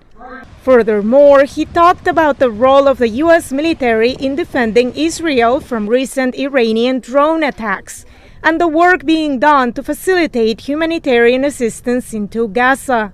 The graduating cadets were also encouraged to, quote, hold fast to the values they learned at West Point. But ideas need defenders to make them real.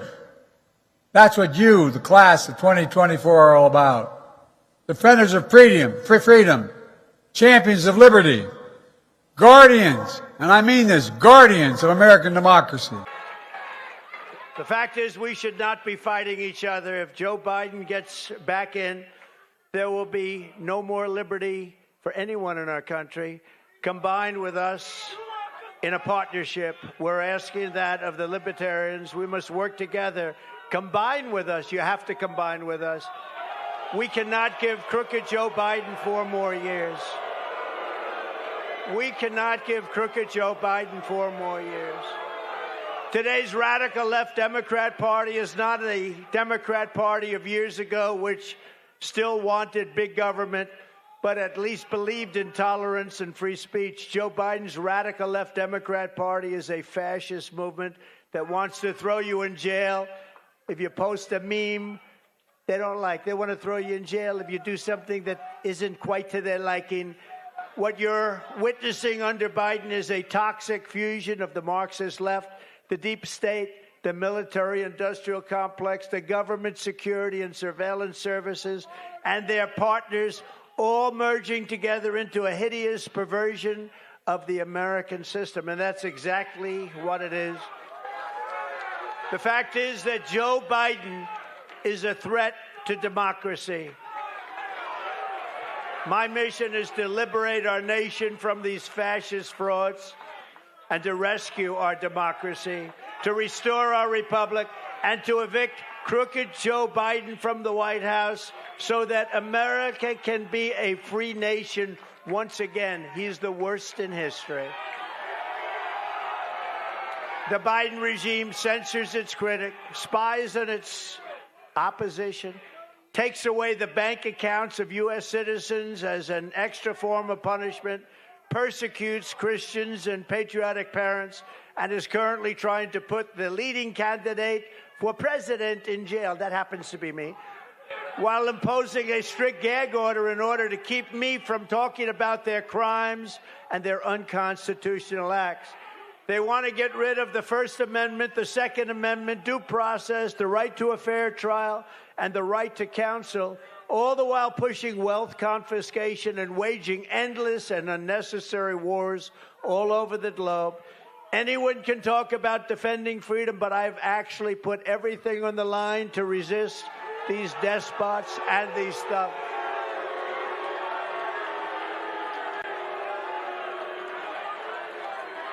And I stand before you tonight as your best hope of defeating the weaponized Biden and the very evil regime that his people, because it's probably not him because he doesn't know where the hell he is, but that his people are pursuing. You can make the difference. The Libertarian Party can make a big difference. The Libertarian Party can make a big difference. Together we can make America freer than ever before for citizens of all backgrounds and all walks of life.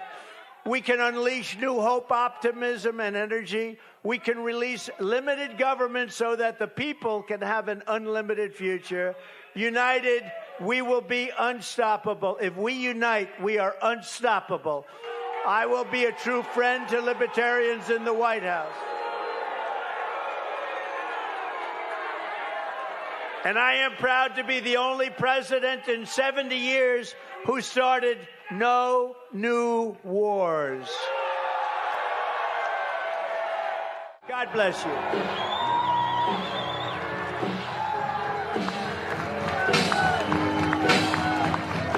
"24 hours later." In a major humiliation for Donald Trump, the Libertarian Party has just had its first round of voting to determine who its nominee would be. I should remind you that Donald Trump was there just yesterday making his case to the attendees and delegates, and when the dust settled, Donald Trump took in, and I hope you're sitting down for this, 6 votes. That's right, 6 entire votes, which is incidentally 10 votes less than a guy named Toad. He did, however, manage to beat out Stormy Daniels, but only by 5 votes.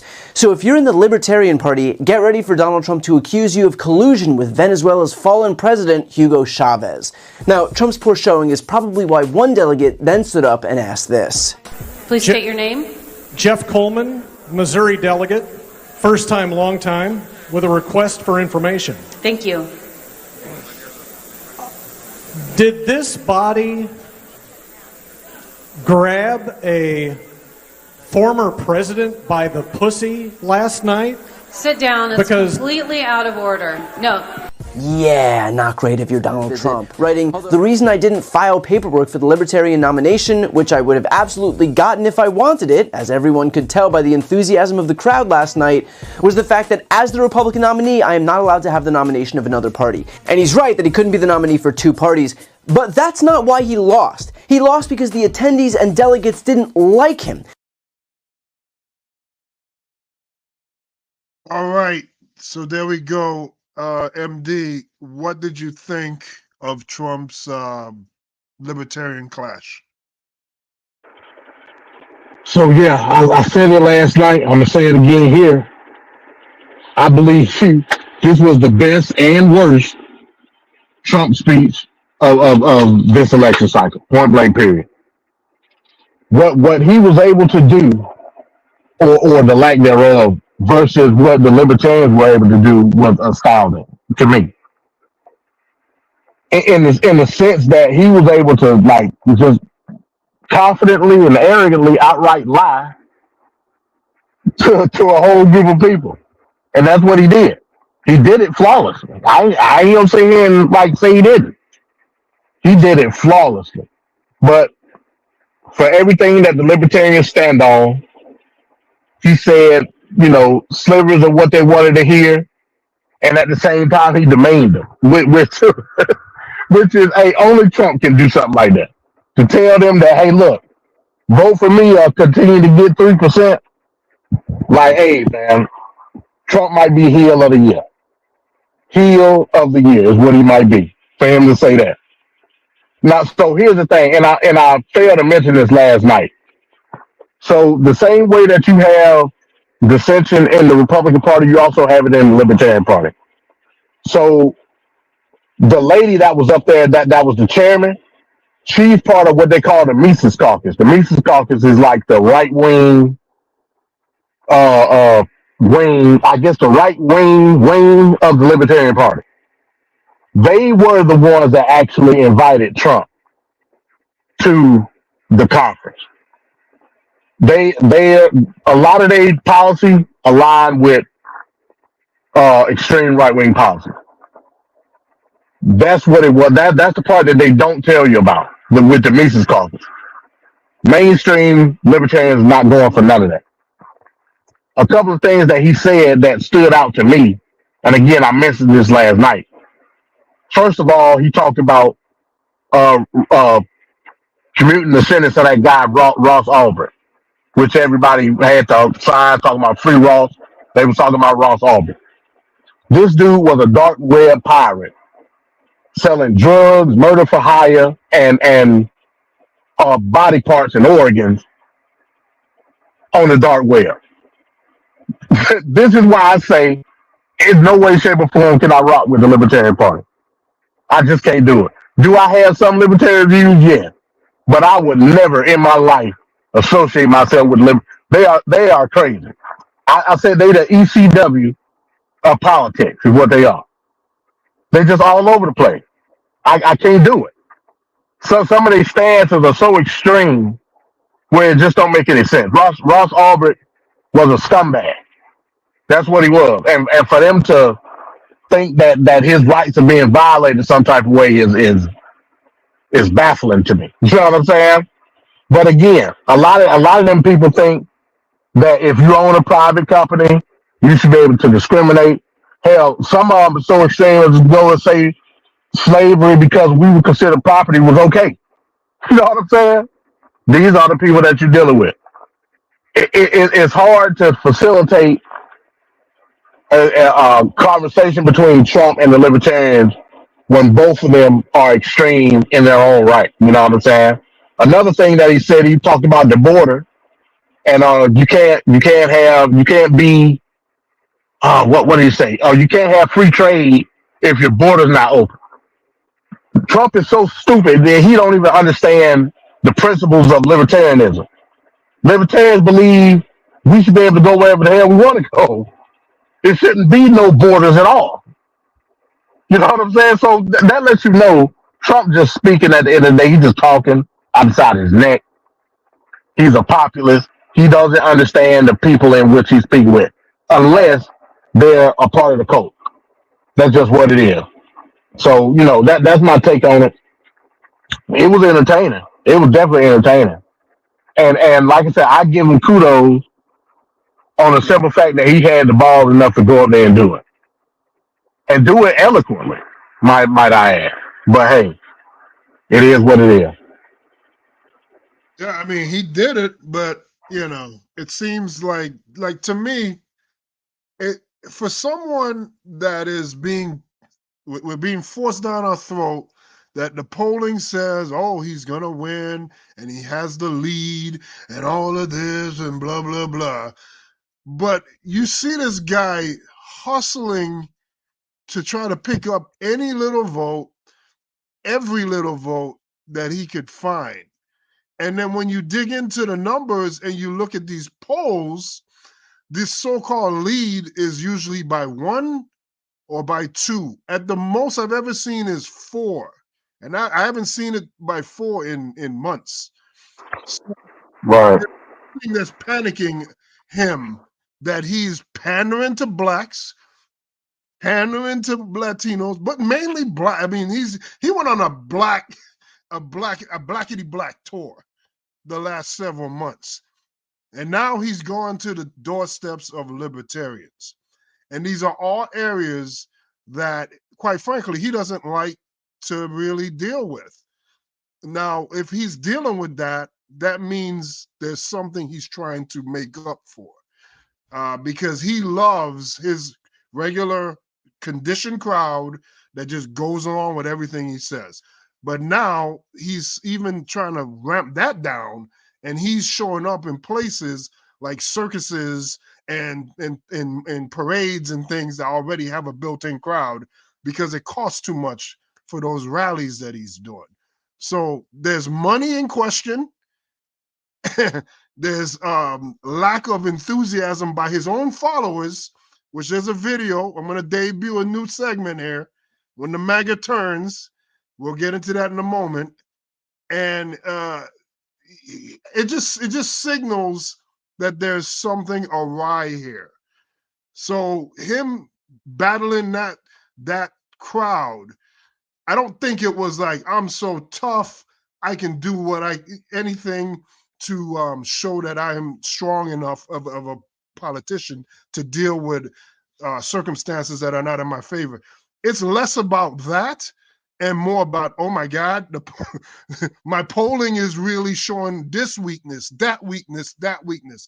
And he is doing something that I don't think he really wants to do.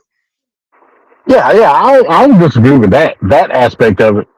I was just saying that he had the nuts enough to even like do it and take into consideration. To your point, even with those 2 percentage points, with the polls, a lot of times it's like 6% margin of error. So that's why I don't put much stock in the polls because that's not going to tell you nothing based on the limited amount of poll data that they have based on the people that they poll. So no, I never get into the polls in that aspect. And yeah, I mean, it's gonna be interesting to see how the MAGA maniacs deal with not only Trump's stretch going down the line, but what's going on with a lot of these congressional seats that they need to defend or pick up. You know what I'm saying? And what the story says now is that they ain't doing so good. So again, are we looking at a situation where a lot of the MAGA maniacs are putting so much stock in the federal election to the point where they're not the federal election, but the presidential election, to the point where they're misguided when it comes to the congressional seats that they need to have in order to make these policies come into fruition? That's the real gauge in which I see this whole thing. So you're absolutely right in that aspect. Okay. All right. Thank you, MD. Ricardo, what do you think of the situation here with Trump? Yeah. What can we not say? I mean, it was just very interesting seeing the whole dynamics unfold. At one point, I think I was brought into the fray of what was transpiring, because I was at work, and all of a sudden I just remember, people online on Twitter feeds and whatnot were just going in, like, there's booing going on and whatnot. And then I think MD brought it to my attention as well. It's at this point, it's just screaming of desperation on Donald Trump's part. I don't know where else he could clamor his support systems from at this point, because I think it's and I've said this, I think both candidates face a very harsh upheaval going forward.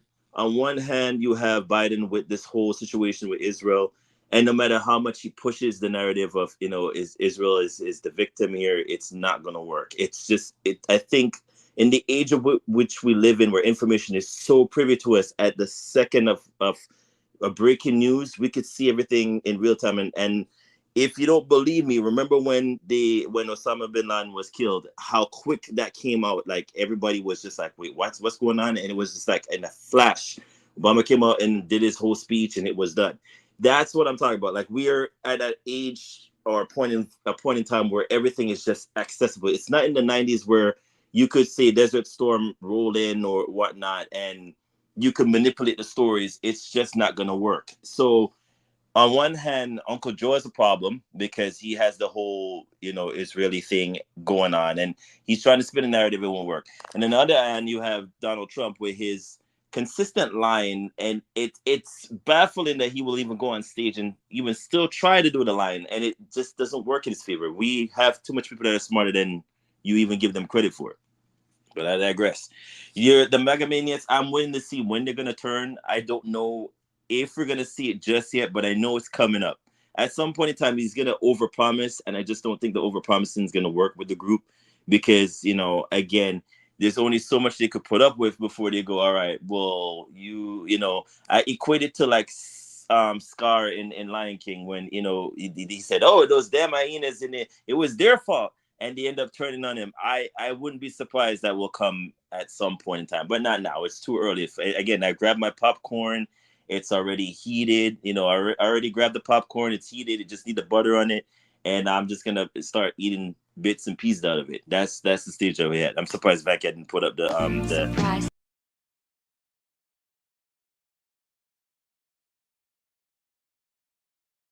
Sorry about that, Ricardo. I was a little late on that one. But it's sad. And MD, the Libertarian Party is really like cuckoo crazy. I didn't realize how crazy they were because I was going by the old template of what they used to be.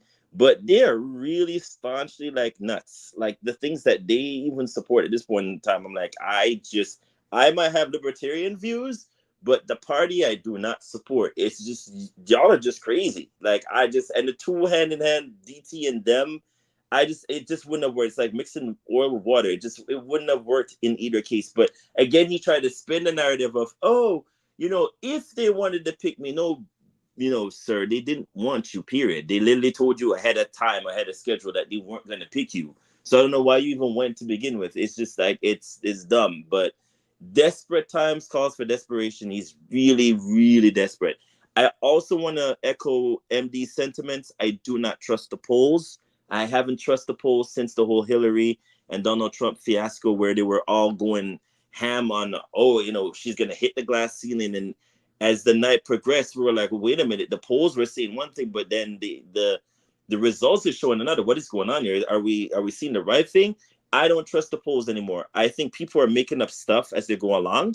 And they will say one thing when they're being polled, but then when they're in the booth doing the voting, it's a complete other scenario because people go into that booth and remember, okay, I remember when this person said this. I remember when this person said that, or I'm going to do this because of such and such, or gas is too damn high, or rent is too damn high. That's where people are going to equate their emotions to the vote. So the voting with the polls, I don't trust it. I never will going forward since the whole Hillary debacle thing. But I digress. We might be in for a surprise. You might never know, but I just don't trust the system anymore. I just say up until this point, even yesterday I was speaking to somebody, at work. very staunch Donald Trump supporter, the Hispanic voters that are like, hey, you know, we do everything that he says. Even they're being annoyed. They're like, okay, well, what is this? Because you can't put up a liar and then a twice convicted, impeached person and then not think it's going to be an issue. And then they're waiting for the results from the trial, which I think is going to hit him again this week. So again, I don't see Donald Trump doing that well. I mean, it's wishful thinking. Uncle Joe is not in the safest waters either because his polling records or his ratings is so low right now. But he could always flip a switch and do something like, I don't know, cancel student loan debts at the last minute or something that he could pull out the magician hat and it will work in his favor. But both I can't stand, and from what I've heard from the consensus, again, you know, the political prophet did make it clear. Everybody's saying the same thing. They're not going to vote for the president in the election, but they will vote for local issues. And I think that's where it's going to boil down to. So don't be surprised at that. With the low voting coming into play for either Donald Trump or for Uncle Joe. But for local issues, you're going to see people go really hard and ham for the votes there. And that's where we need to be looking at. But we'll see.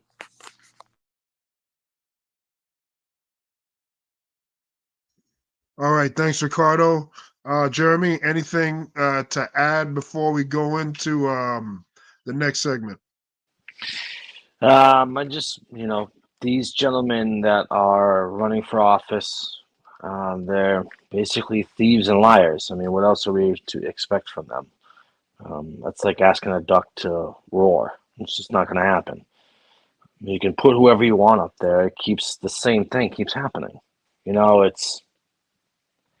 It's the same thing over and over and over again. They're all a bunch of unstable-minded individuals, and an unstable mind is unstable in all that they do. So you can't expect anything positive for the people to happen. Things that positive will happen for them, of course. But for the people, no. It's going to be the same thing. Poverty levels are going to skyrocket. Crime rates are going to skyrocket. Civil unrest is going to skyrocket. It's not going to change because what you have in front of you making laws, rules, and regulations. It is just what it is. In the moment you think otherwise, I'm sorry, that's not very wise. I know it's good to have hope, but that's not a hope that I have it's definitely not in politicians. They've never done anything outside of that to sway me any other way. And to Ricardo, you just lost it in the 2016. What about in 2000 with Mr. Bush? It was long before that happened that they were playing with the polls and swaying it to where they wanted to. Long before that. It's just made gymungous amongst, like people nowadays. They forget about that. It's already happened before. It's happened many a times. And I'm sure it's happened before that too. All throughout the history, I'm sure it's happened. They knock off people that they didn't want. They defrauded, defamed, whatever you want to call it. It's nothing new. It's the same old. So I'm going to sit back and watch this country collapse because that's what's going to happen. All right, Jeremy. Thank you. So like I said, going to debut a new segment here on TFP. It is called As the MAGA Turns.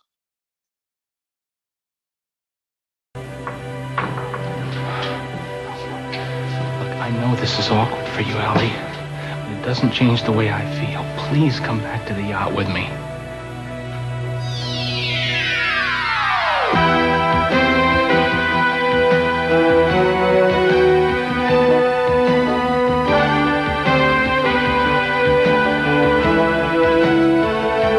As the MAGA turns.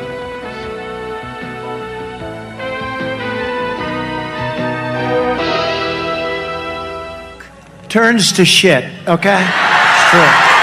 It's true. Look at what's happening.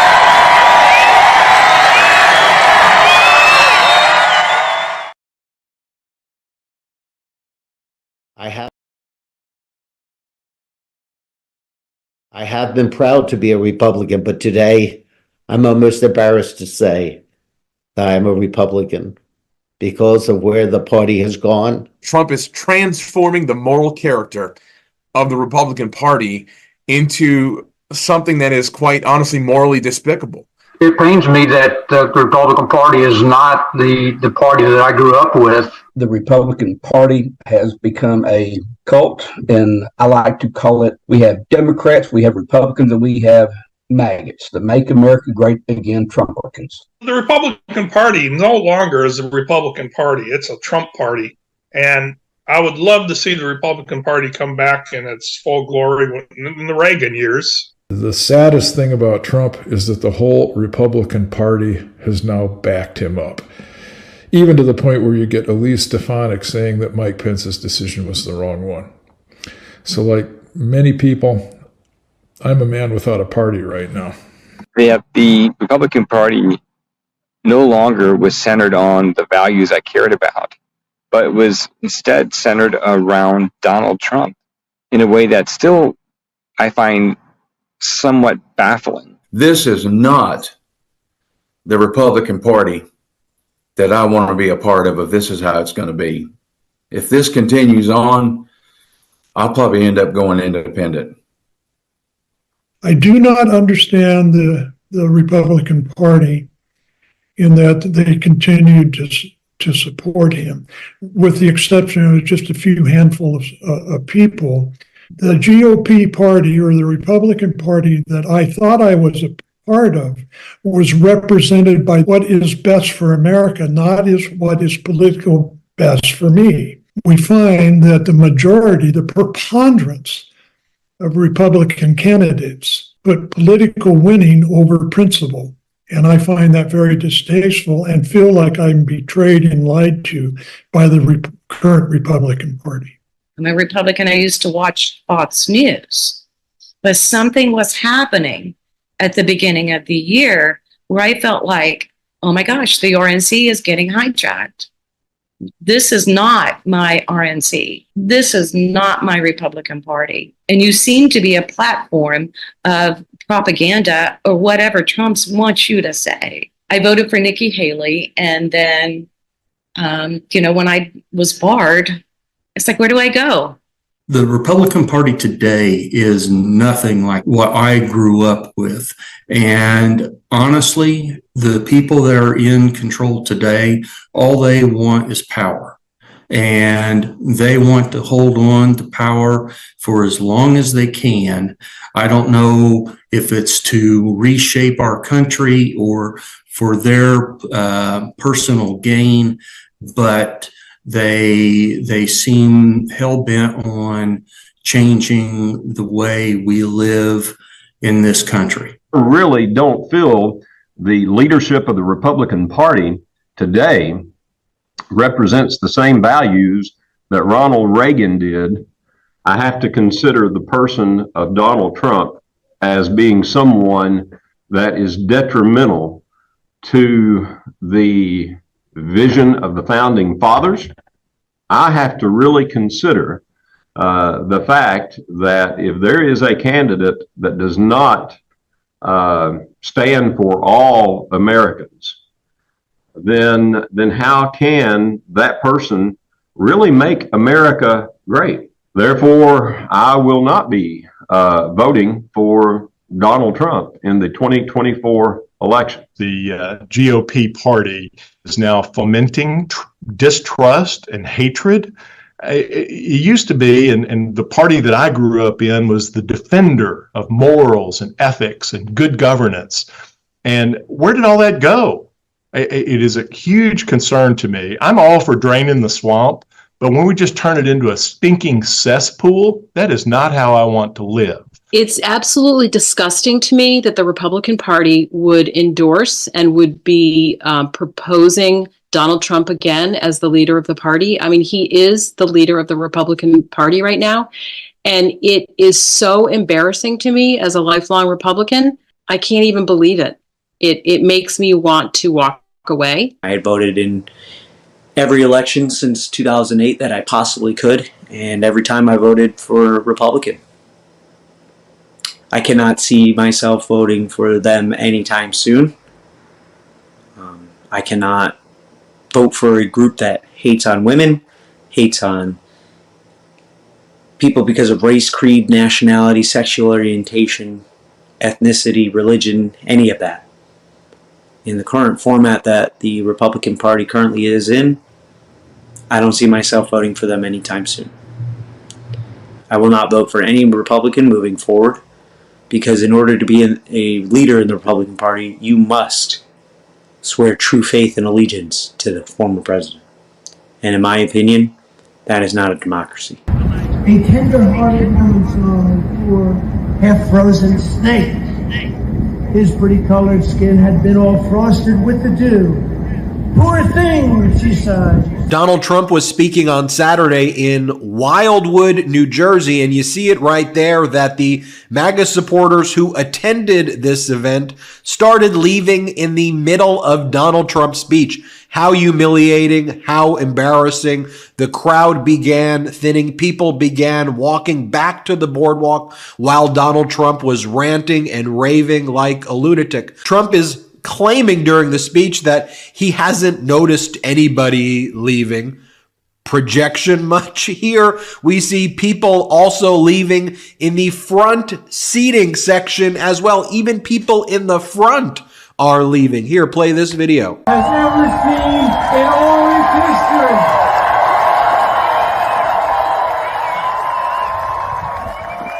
And here's just a photo that Aaliyah Schneider took. And as Donald Trump is speaking again, he brought Lawrence Taylor on the stage, and he brought someone else on the stage. You see right there the crowd thinning as well. I mean, look at all of the people leaving in that photo. And look, as Donald Trump was up there, he was slurring his words. It was hard to even understand what it was that he was saying. Here, play this clip of Trump slurring his speech. Play this clip. All done by Biden. Carried out by that's right, all being done by him. Carried out by radical Democrats. And it got even weirder than that, folks. Donald Trump started praising someone who he called the late, great Hannibal Lecter. Play this clip. Silence of the Lambs. Has anyone ever seen a Silence of the Lambs? The late, great Hannibal Lecter. He's a wonderful man. He oftentimes would have a friend for dinner. Remember the last scene? Excuse me, I'm about to have a friend for dinner as this poor doctor walked by. I'm about to have a friend for dinner, but Hannibal Lecter.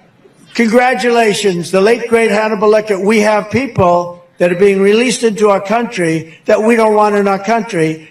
Then Donald Trump didn't know how to say Jimmy Carter's name, so he said Jimmy Connors. Here, play this clip. We're going to evict this man, the worst president by far. Jimmy Connors is Jimmy Connors is good. He's also happy.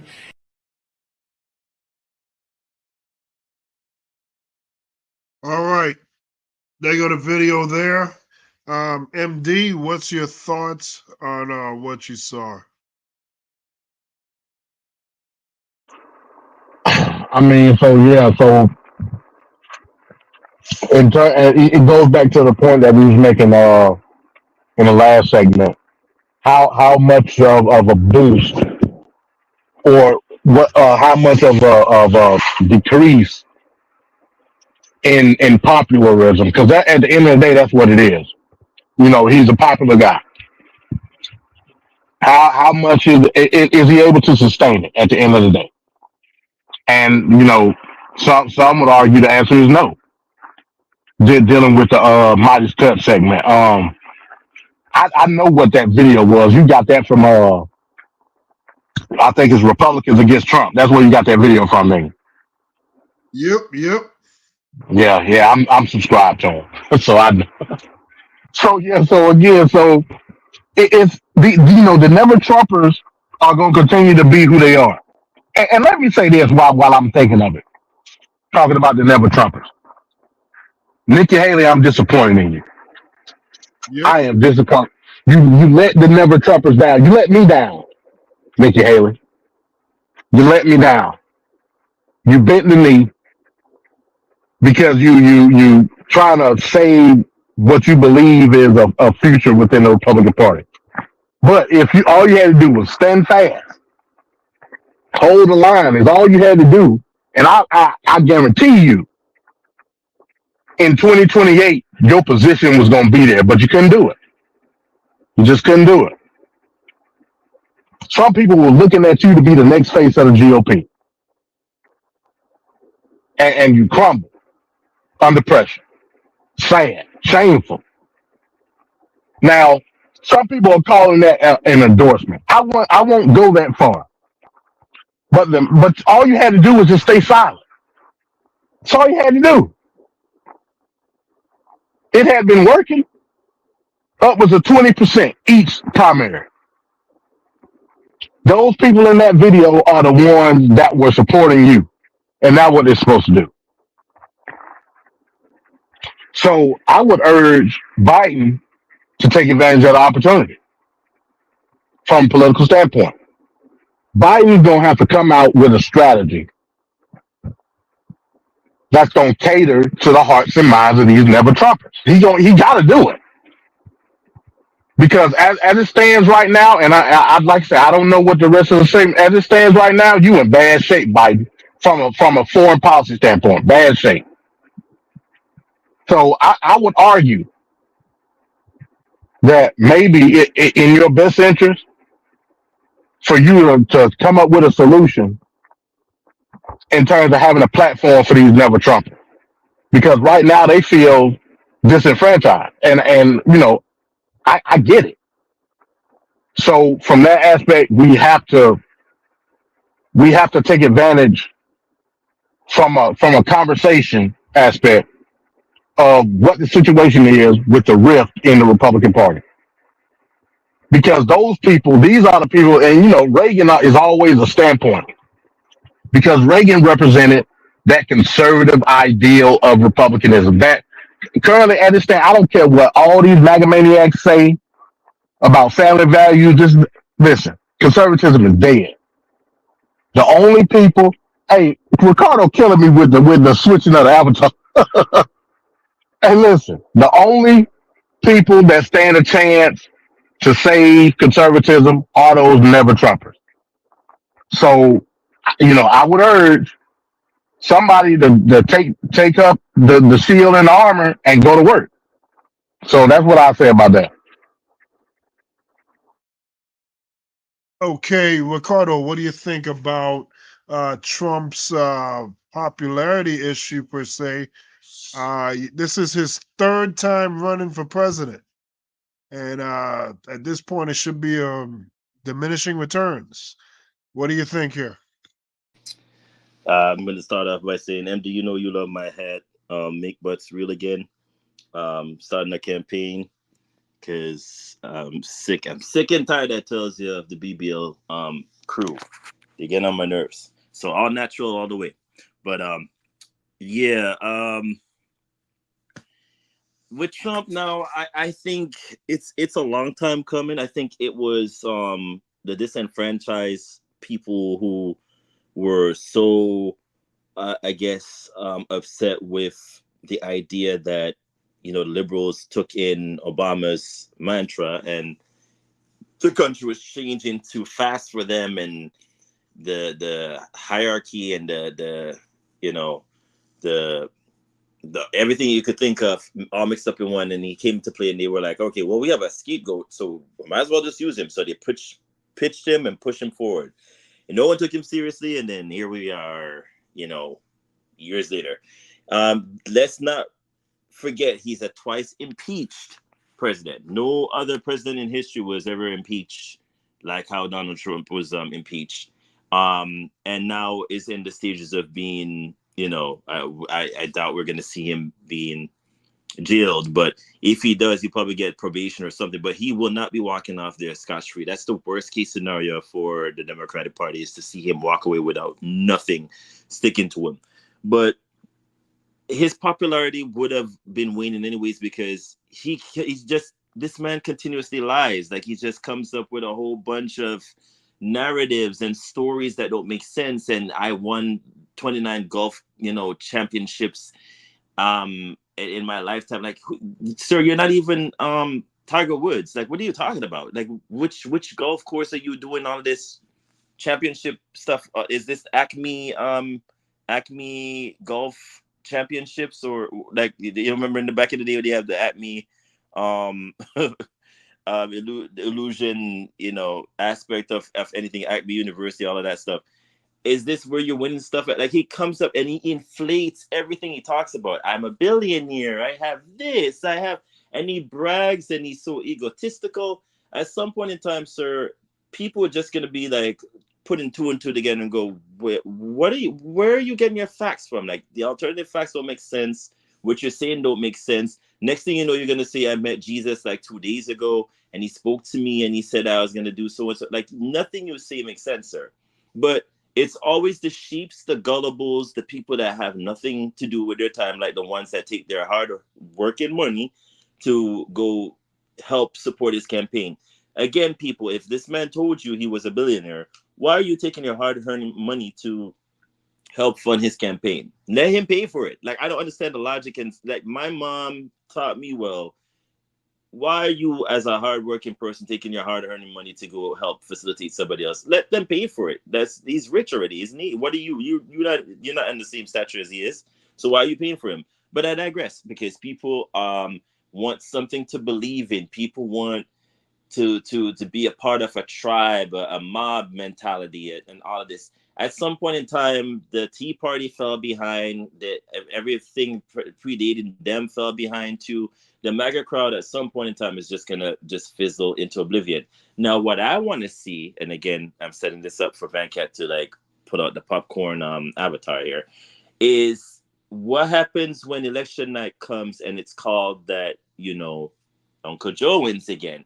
Are they gonna then, unalive themselves? Are they gonna set, places on fire? What is gonna be the situation you're going to have? Because is the phrase "I told you so" or "we told you so" comes into play here. Like, he was not gonna make it, but again, you guys believe these false narratives, these whole, lies he's telling you. I'm gonna give you so and so. You heard it with the libertarian speech he was doing. Oh, if you guys vote for me, pick me, I will put a libertarian, 2 libertarians, maybe 3 or 4 on my administration. You could have done that in your previous one. Why didn't you put them in there in the first place to begin with?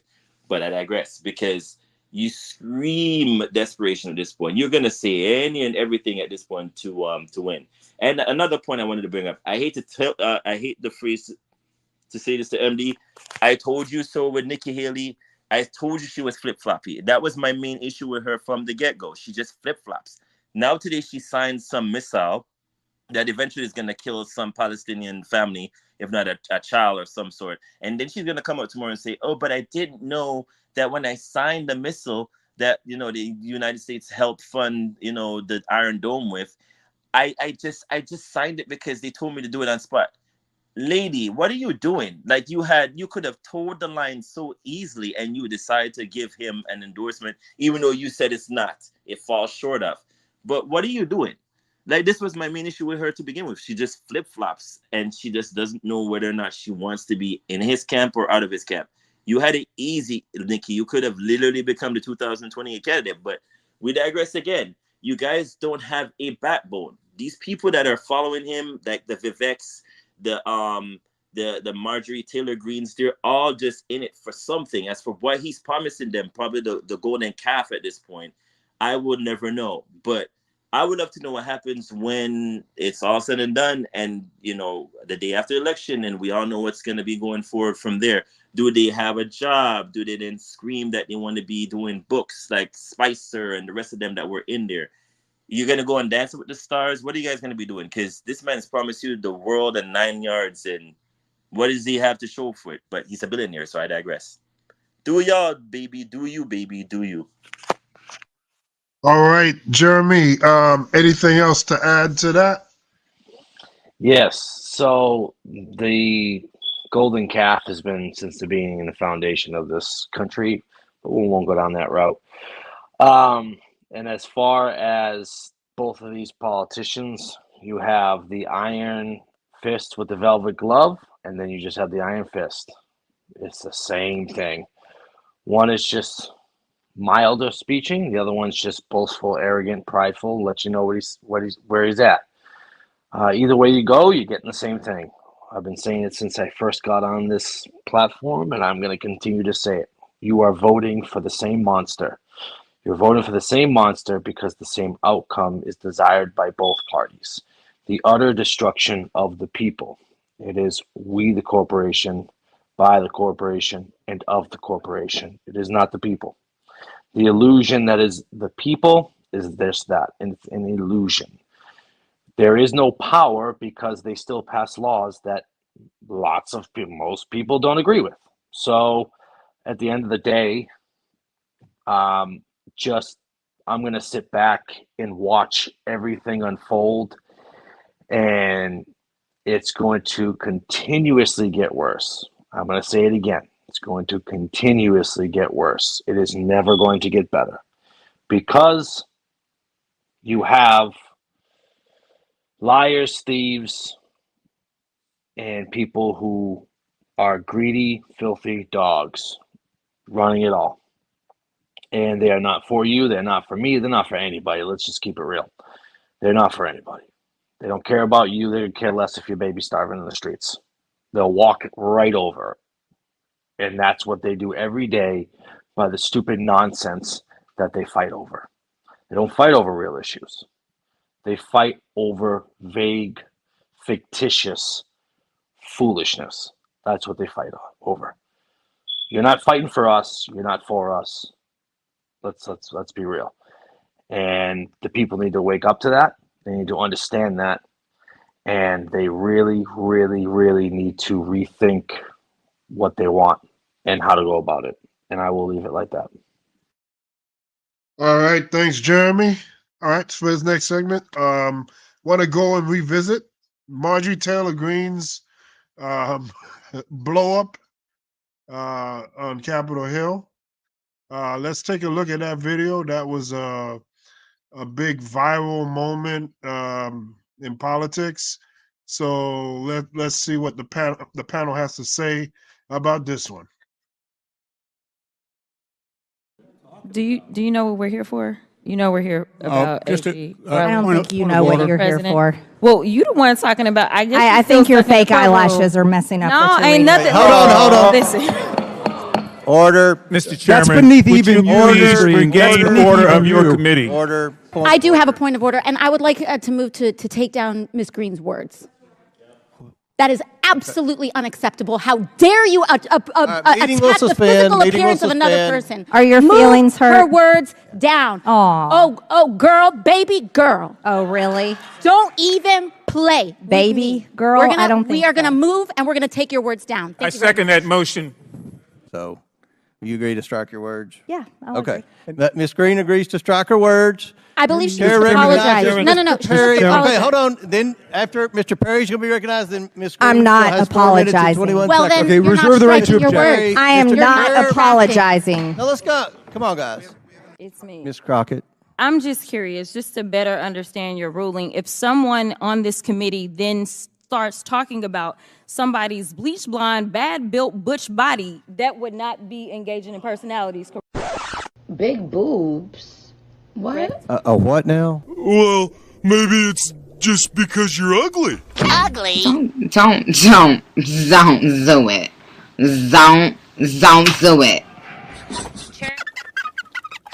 So, my eyes are correct. Chairman, I make a motion to strike those words. I don't think that's Hold a on. I'm parliament. trying to find clarification on what qualifies. Chairman, motion to strike I those had no idea words. what you just said. Somebody's bleach blonde, bad built butch body. Bleach blonde, bad built butch body. Bleach blonde, bad built butch body. Bleach blonde, bad built butch body. That would not be engaging in personalities, correct? A what now? Chairman, I make a motion to strike those words. I don't think that's Hold a on. I'm parliament. trying to find clarification on what qualifies. Chairman, motion to strike I those had no idea words. what you just said. We're not gonna do this. Look, you guys earlier literally just You just voted to do it. Y'all did it first, so you don't want to talk about it. voted to do it. Order. I'm trying to get clarification. Look at calm down. No, because this is what would like y'all to get do. through proceedings. So I'm trying to get Ms. clarification. Crockett, you're not recognized. They're being called the Real Housewives of D.C., and no one is saying sorry today. I believe she was apologizing. I'm not apologizing. The bickering began when Republican firebrand Marjorie Taylor Greene insulted Houston Democrat Jasmine Crockett. I think your fake eyelashes are messing up. No, what you're ain't reading. nothing. Hold on. Listen. Order. That's beneath even order of your. That's when AOC jumped into the fray. That is absolutely unacceptable. How dare you attack the physical appearance of another person? Are your feelings hurt? Oh, girl, baby girl. Oh, really? Don't even play. Baby girl? When the committee refused to censure Greene, Crockett fired back. I'm just curious if someone on this committee then starts talking about somebody's bleach blonde, bad built butch body. We're not going to do this. Look, you guys earlier literally just said You just voted to do it. Y'all did it first, so you don't want to talk about voted to do it. Order. I'm trying to get clarification. Look at, calm down. No, because this is what y'all do. So I'm trying to get clarification. You're not. What is this, junior high or Congress? What are we dealing with here? The stunning squabble has America buzzing today. It's embarrassing. It's a girl fight. You know it's bad when somebody goes, girl, baby girl. Those are kind of fighting words. Girl, baby girl. Friendly fire, courtesy of Senator John Fetterman, over this bad behavior in Congress. I do have a point of order, and I would like to move to take down Ms. Green's words. That is absolutely unacceptable. How dare you attack the physical appearance of another person? Are your feelings hurt? Her words down. Oh, girl, baby girl. Oh, really? Don't even play. Baby girl? I don't think we are going to. After that chaos, Fetterman joked that he was sorry to Jerry Springer for ever comparing Congress to the Wild Talk Show. In the past, I've described the U.S. House as the Jerry Springer Show. Today, I'm apologizing to the Jerry Springer Show. Democratic Congresswoman Alexandria Ocasio-Cortez responded by saying, quote, "I understand you likely would not have stood up for your colleague and seem to be confused about racism and misogyny being a both sides issue, but I stand up to bullies instead of becoming one." Today, Fetterman was the one saying, don't even play. And Ocasio-Cortez seems to be suggesting that you're a bully. Oh, well, of course, that's absurd. I was just simply responding to the kind of chaos and everything that Representative Greene started as well. And if everyone on the committee was proud of what they've produced, they're entitled to their opinion. Or if they feel that this is the kind of a video that you want to send to a classroom of 8th grade civics kind of students across America, again, that's their choice. A lot of people were like, oh my God, this back and forth kind of made the U.S. look a little bit bad. Gonna put it out there. How do you feel about that statement? First of all, it's a false equivalency, number one. She had multiple opportunities. Number one, she could have just not said it because it's against the rules, but she decided to do so anyway. Second of all, they said, hey, either you be kicked out or you apologize. Well, she decided she wasn't going to apologize, and the chairman then decided he also wasn't going to kick her out. And so I made sure that I still stayed within the rules. I did not say anything directly to her, and I posed a question. I didn't even use her name. I didn't even use her state. Now, a hit dog hollered, but I didn't do any of those things. And it was really more so to ask the question of our chairman, what type of hearings are you going to conduct? What type of precedents are you allowing to be made? And what are the parameters going to be going forward? I don't think that Marjorie Taylor Greene is going to change who she is, because she's I was going to say, has she learned her lesson? Has she learned her lesson? No, not her. But the chairman may decide that it's not worthwhile to deal with all this heat, and instead he may decide that he's going to control her when at least she's in his committee. You had this epic line now. I heard that there are t-shirts. Are those your t-shirts or like did somebody else come in? No, those are other people that are doing shirts. But we are doing shirts as well. Okay, with the same slogan or? Yes, because it's mine. And you have trademarked it? I have not trademarked it.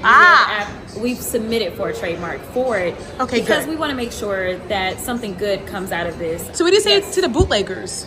Stop. Okay. Or if you're not stopping, even though we do have a trademark pending, so you may end up getting a cease and desist. if you're not going to stop, at least take the proceeds and actually send it to candidates. This is all about making sure that we can return the House to some semblance of normalcy and we can actually do the work of the people. So stop trying to fill your pockets and help out other candidates that are running for office.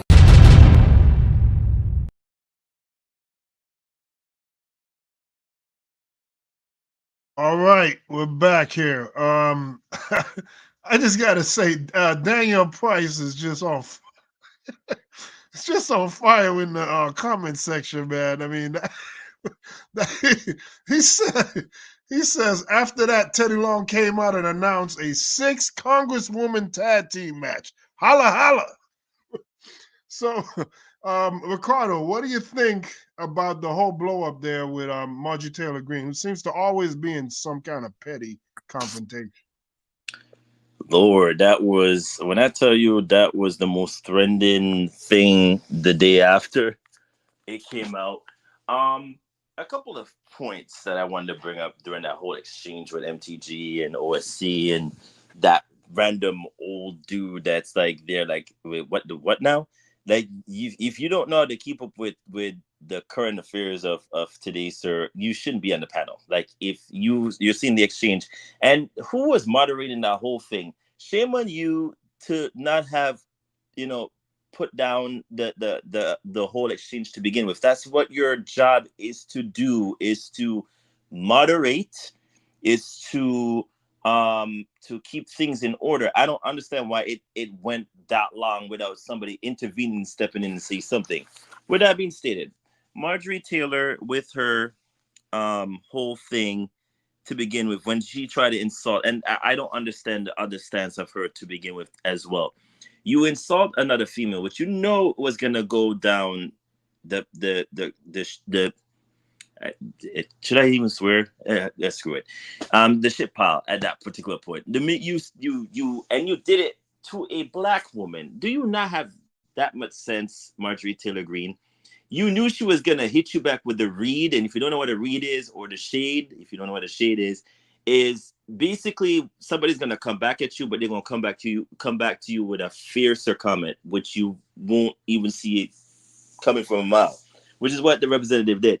And she did it in such a sly way that it caught even the other representatives off guard, that they started to chuckling, except for the few who got it in that moment and in that instance.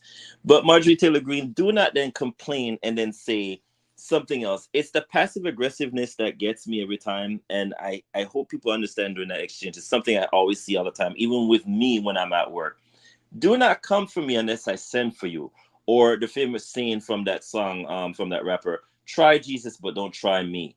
Because if you come at me and I hit you back harder, I'm not going to hit you with violence. I'm going to hit you with some very intellectual, smart, snipey words that's going to grind at your gears and get to your deep soul, that will hurt you after the exchange is done, for you to go back in the middle of that night and say, that mother effer black dude that said that to me today.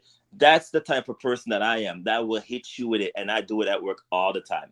I don't get you back with your side comments, but I'll get you back in a way where I will make sure you will remember the black dude that said it to you after. And I bet you won't do it again, because people always make these assumptions. Is exactly what she did. There's a number of things that I saw with Marjorie Taylor Greene. She loves to rile up a crowd, because she did it with that dude that was with the Stoneman Douglas school shooting. And she just says a whole bunch of things and diatribe that makes no sense. But she does it to incense her crowd or her base or whatnot, whoever they are.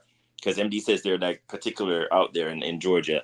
But you don't do a passive aggressive stance, Marjorie Taylor Greene, and then go, what she said again? She said something to the effect of calm down, calm down. That's the worst thing you could ever do. And I say this to my Caucasian colleagues, friends, family members, people out there that are listening. Do not do that to a black person. The minute you say calm down, it's like violence that you're really trying to reap from us. Don't do it. It's a very annoying thing to do. Don't do something and then do a passive aggressive stance and then say calm down to the person after.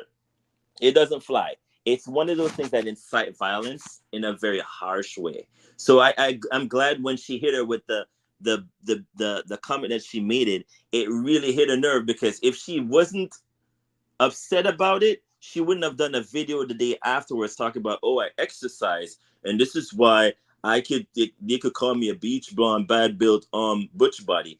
It still was insulting. It was enough to it hit a nerve with you. You could tell it really did hit a nerve with her. Because in other words, I think no one's really questioned her appearance. I've always did that. She kind of does look butch. Like, you don't look feminine enough, and you're in politics. So all of that intertwined with that exchange didn't help her at all.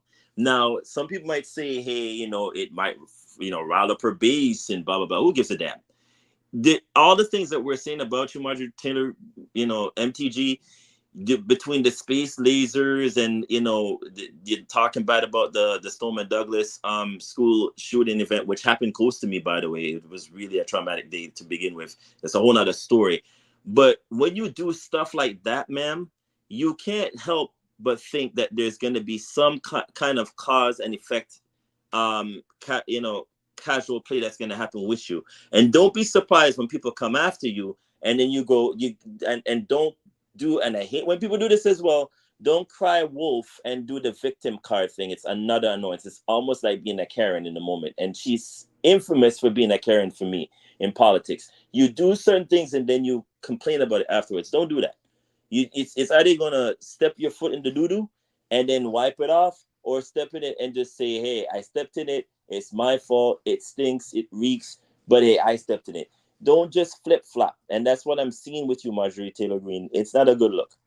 Now, I also love the exchange of OSC where she's like, baby girl, don't play. That's a New York stance. If anybody knows from up north, that's the true New Yorker coming out of her. And that was funny to see in that exchange. But I digress. We shouldn't be seeing this kind of display in politics. What has gone to or happened to this country where we're not engaging in a very civic way.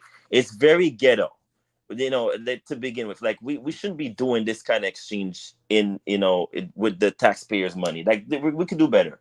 But I digress. This is where we're at. This is what we're doing. And it's just the vitriol after vitriol, and it's just, despicable and disgusting. But Marjorie Taylor Greene, kudos to you. You made yourself relevant in a week, and let's see how fickle our poor little brains are at this point. All right. Thanks, Ricardo. Jeremy, thoughts on that altercation? First of all, the woman sidesteps the hook and hits her with an uppercut and lays her out. That was perfect. The way she just came out so fluently and just laid her out with that comment after. That's skill.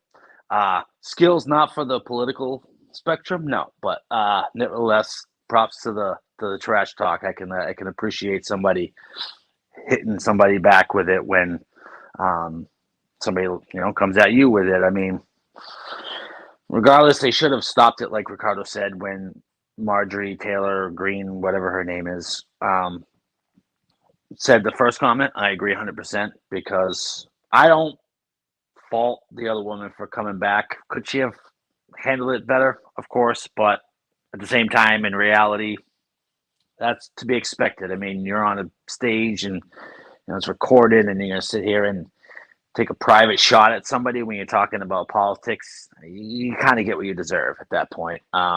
And I agree, she does look pretty manly. Has nothing to do with her physique. Her facial features even look manly. So it's not the exercise woman. It's your face. So that's what we're getting. It's seeping into every part of politics. I think that we're seeing that. I think we're seeing the comedy show instead of a political back and forth on important matters versus, granted, I don't agree with the paintbrushes, but and I also don't agree with, the way the other woman looks with her bleach blonde hair, but that's neither here nor there in the matter. But that's what you get. That's what happens. That's exactly what happens when you put forth these type of people. At least back in the day, they were, at least a little more, I don't know. I guess I don't want to use the word appropriate, but less in your face, real world type. Politics is getting even more ugly as each election passes, and it keeps the erosion of our country. It's erosion. It's like that wave that just continuously hits the shore. Over time, that house that's near it ends up collapsing, and that is our government.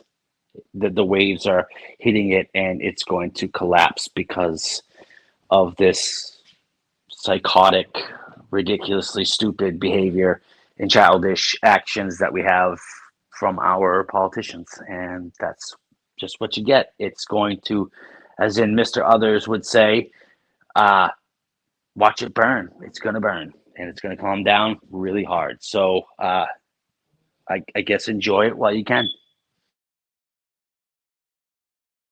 All right, thanks, Jeremy. MD, any comments on the Marjorie Taylor Greene altercation? I mean, not really, man. We've said pretty much everything that needs to be said about it. I will say this, and I'll give a bold prediction.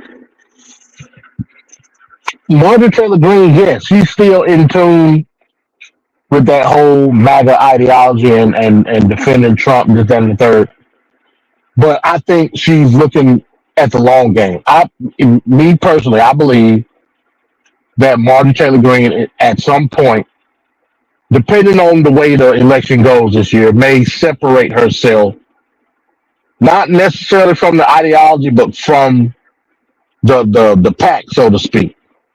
You played a video earlier with the RSBN guy when he said, let me step aside, when Trump was late. That guy just left RSBN, and he hasn't said what he's about to do next. He's dating Marjorie Taylor Greene right now.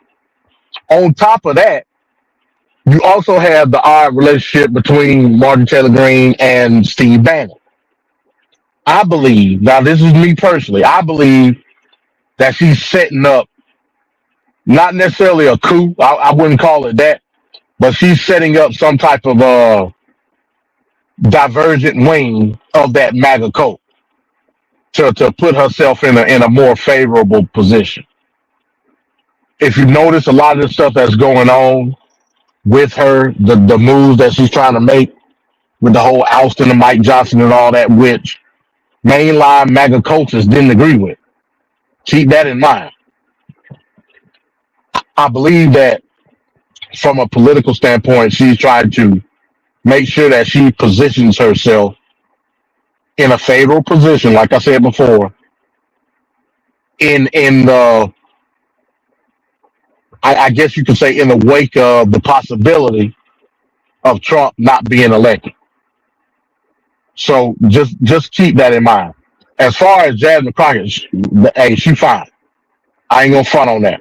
I think it's admirable that she's using this situation to promote awareness of congressional candidates. I deem that admirable. At first, when I heard about the shirts and stuff, I thought she's just trying to capitalize. But if you go on her congressional website, she does say like what the proceeds should go to and all of that. So that's an admirable position. I can't even trip on that. So yeah, that's all I got.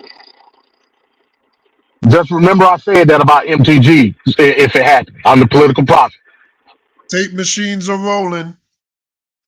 So let's now pivot over to Vivek and Ann Coulter.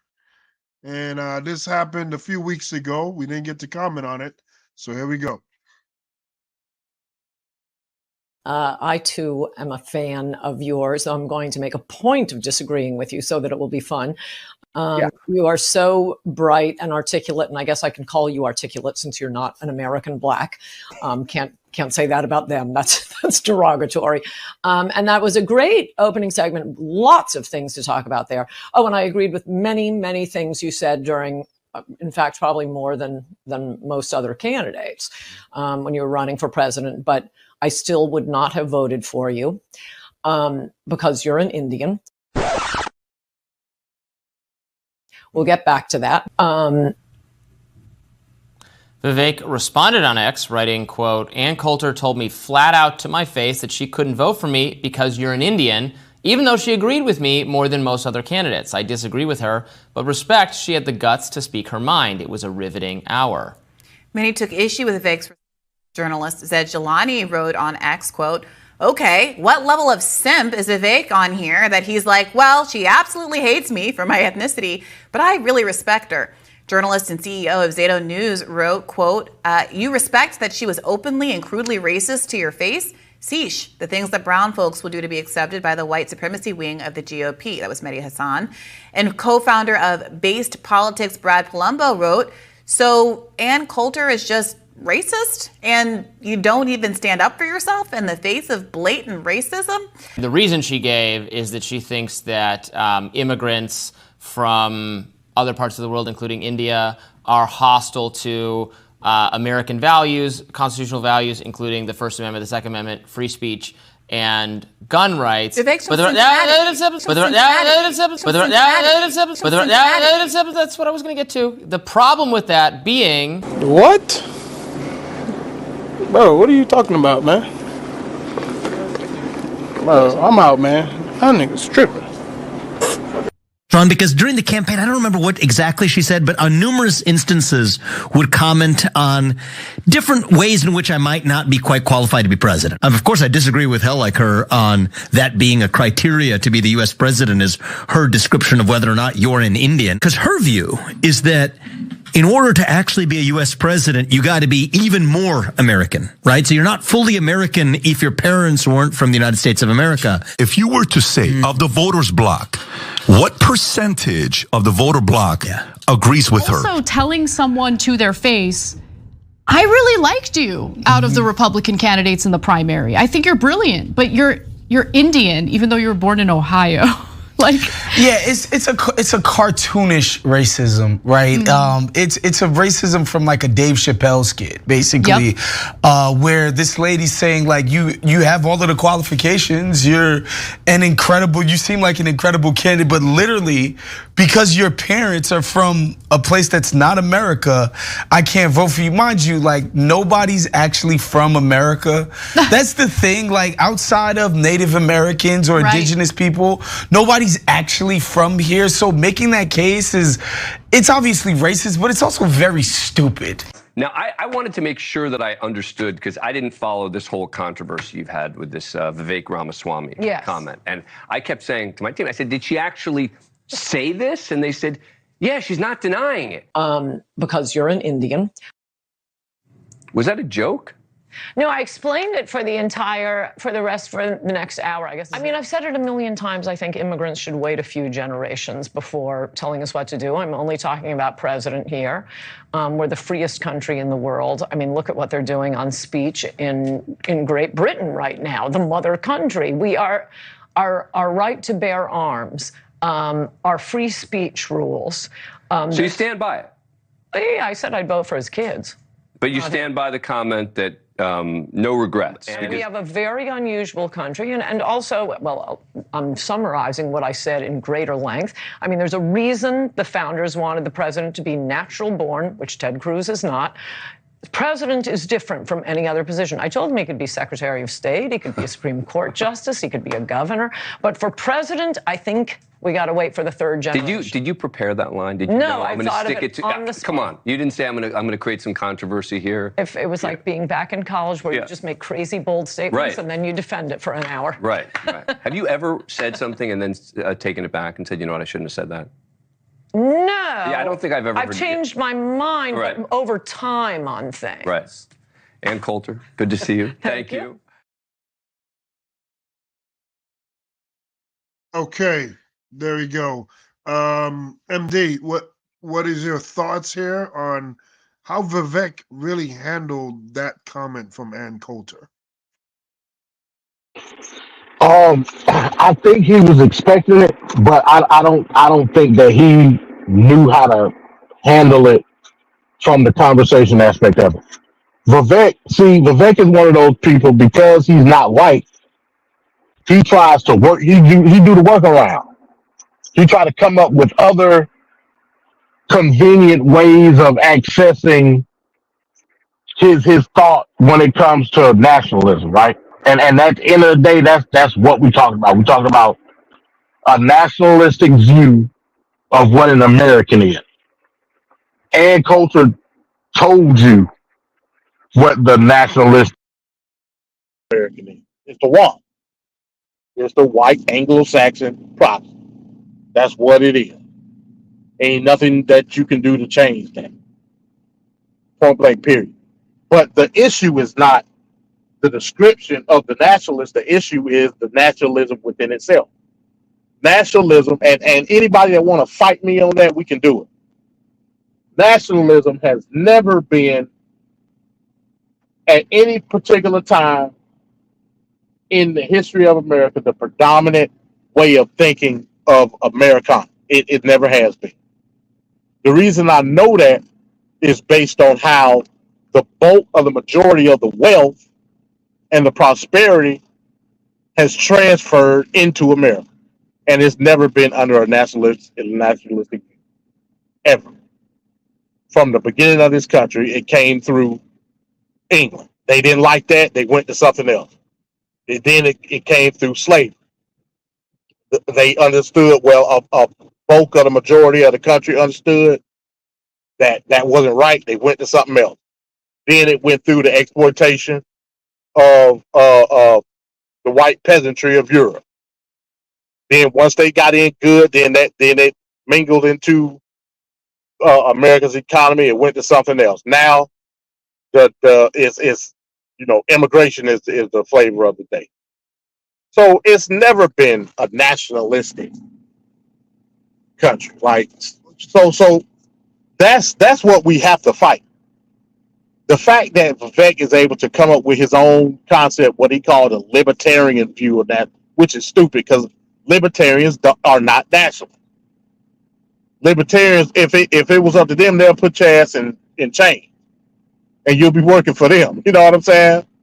Because they believe in freedoms of all people, even if that takes away somebody else's freedom. So kill me with that. You know what I'm saying? In the aspect of the visualization of how a lot of these MAGA cultures view what nationalism is, at the end of the day, you can say what you want to say. It don't involve you. Right? It don't. You know what I'm saying? And that's not me trying to racialize it.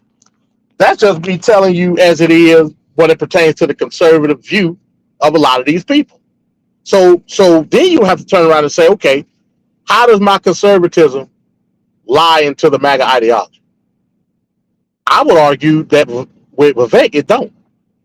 Because Vivek he don't fit into that conservative narrative that's being pushed. He tried to fit himself in there. That's why he said what he said. But Ann Coulter made him look stupid.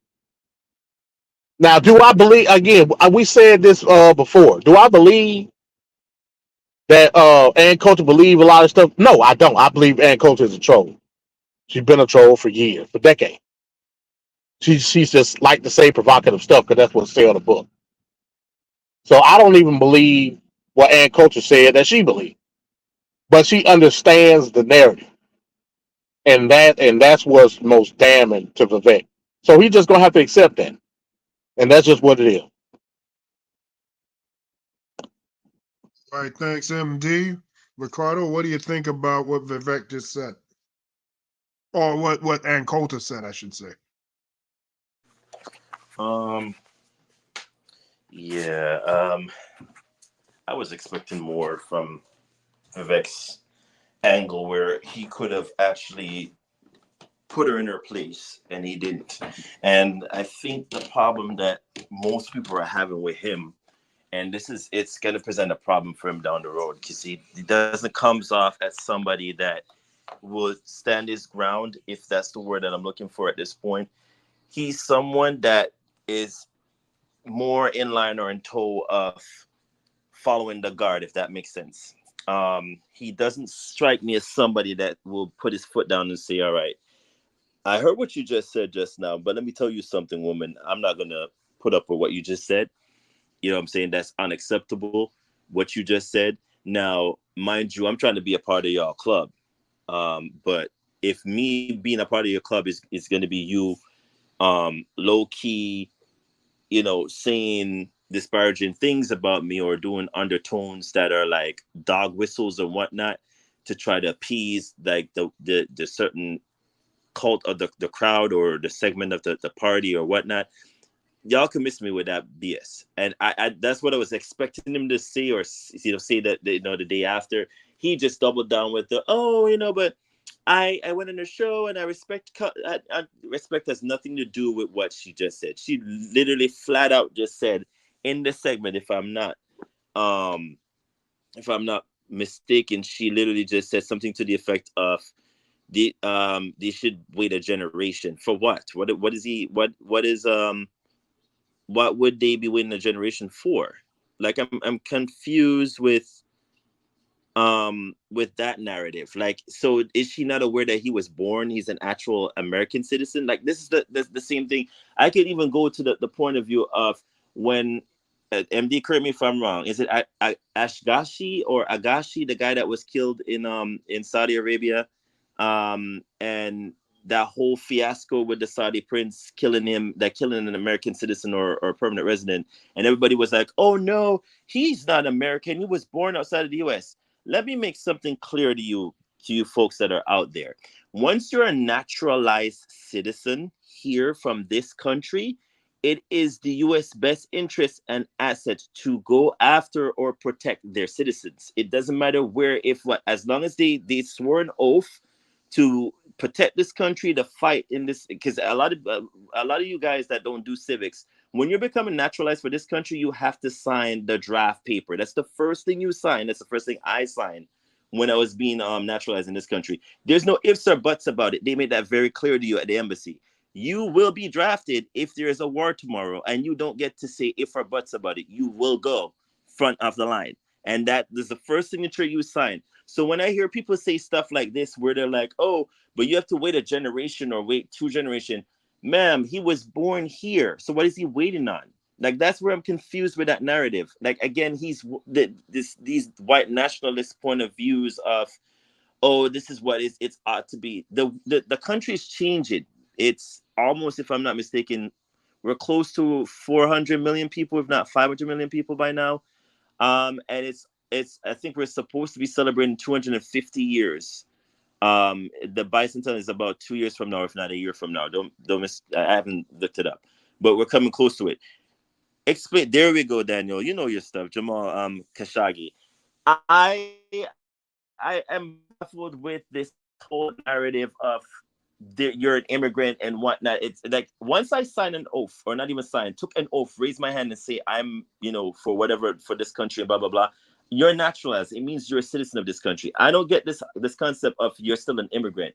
You are part of this country. You're part of the American psyche. You're part of the American ideology, all of that. So this idea of her thinking because he's Hindu, he fits all the description of what she thinks he's supposed to be in terms of like a leader of the conservative party or whatnot.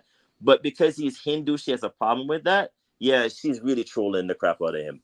Really and truly she is. And she does this often to sell her products.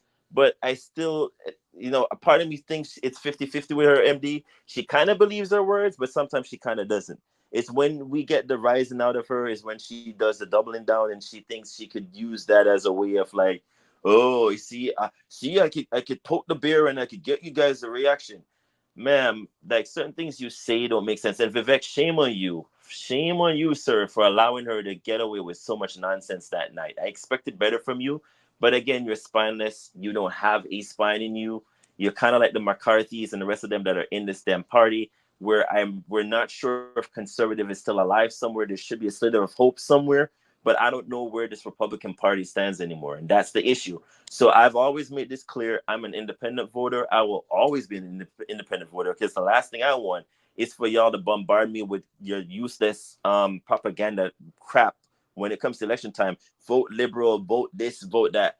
I'll make my own choice. I will make the decision of voting who is the best candidate for me, for my money, for where the country needs to be going to, for my local constituents and all of that. I'll make that decision. I don't need y'all to be bombarding me with the liberal and conservative ideas. I know where I stand. I don't need the manipulation from either side of the party.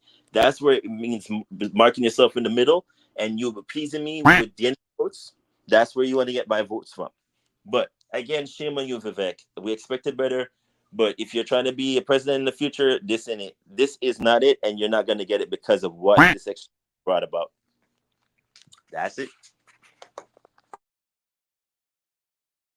All right, thanks, Ricardo. And before we go into our lame duck, we got Jeremy. Jeremy, what are your thoughts on the Vivek video? I think that the woman clearly was out of line. I mean, that goes without saying. I don't think anybody needs to really like point that out. It's kind of clear as day. As far as Vivek, I mean, yeah, he's kind of a henpeck, but do you think that by him not saying anything and allowing her to make a fool out of herself and dig her own grave, do you think that was a more positive way of handling that to make herself look? She just put her own foot in her mouth and made herself look stupid, or do you think he should have went off on her and then she could have continued on the narrative of, see, this is why we can't have them, because that's what she would have went. So I mean, damned if you do, damned if you don't, right? I prefer that he handled it. I don't think he should have said, I respect her for, coming out and being honest, because you can feel that way. That's fine. But to openly admit it, I wouldn't have gone that route. I just would have kept silent over the whole matter and just would have let her continue to dig her own grave, because nobody can destroy themselves like themselves. They do it better than anybody. You just let them talk, let them say what they got to say, and eventually they will be their own demise, especially people like that. She's not smart. She's not intelligent, and I think he handled that better in the sense that made her look stupid. That's where I'm going with that. So, I mean, we're at this point in society where, it's unfortunate to say, but the hatred is always going to be here, because ignorance is always going to be in the earth, and evil, terrible people are always going to be in the earth. Unfortunately, that's the reality. All we can do is navigate through it and try to do the best for ourselves, our families, and the people around us that we can affect on a daily basis by our conduct. So, I mean, it's not surprising. It's gross, but nevertheless, it's this country and many others that show it in a different manner. And that's all I have to say. All right. Thanks, Jeremy. So now it's time for us to go into session. It's time for us to go into the lame duck session. Tonight's lame duck will be number 40. So here we go. First things first, in this lame duck session. For the United Nations General Assembly to share the extraordinary progress we've made. In less than 2 years, my administration has accomplished more than almost any administration in the history of our country. America's so true.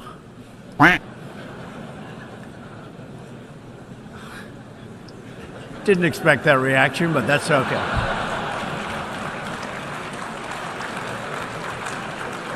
Right. Ladies and gentlemen, we got him. You're trying your best, but it never feels like enough. I started having second thoughts almost the moment I sat down on the plane. Lights off! Off! Turn them off. They're too bright. Turn them off. Turn them off. Let's go. Ready? Turn. We go back a long way. She was 12, I was 30, but anyway. So I changed my return flight and flew back on the first available flight I could take. I'm sick and tired of smart guys. I'm sick and tired of ordinary people being fleeced. I'm tired of being quiet. I'm sick and tired. I'm just sick and tired. We have this notion that somehow if you're poor, you cannot do it. poor kids are just as bright and just as talented as white kids.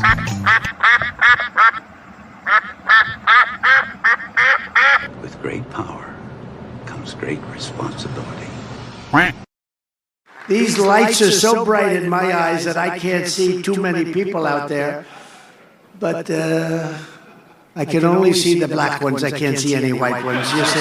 That's how far I've come. That's how far I've come. That's a long way, isn't it? These eyes. You want to see a bird graveyard? You just go. Take a look. A bird graveyard? Go under a windmill someday. You'll see more birds than you've ever seen ever in your life.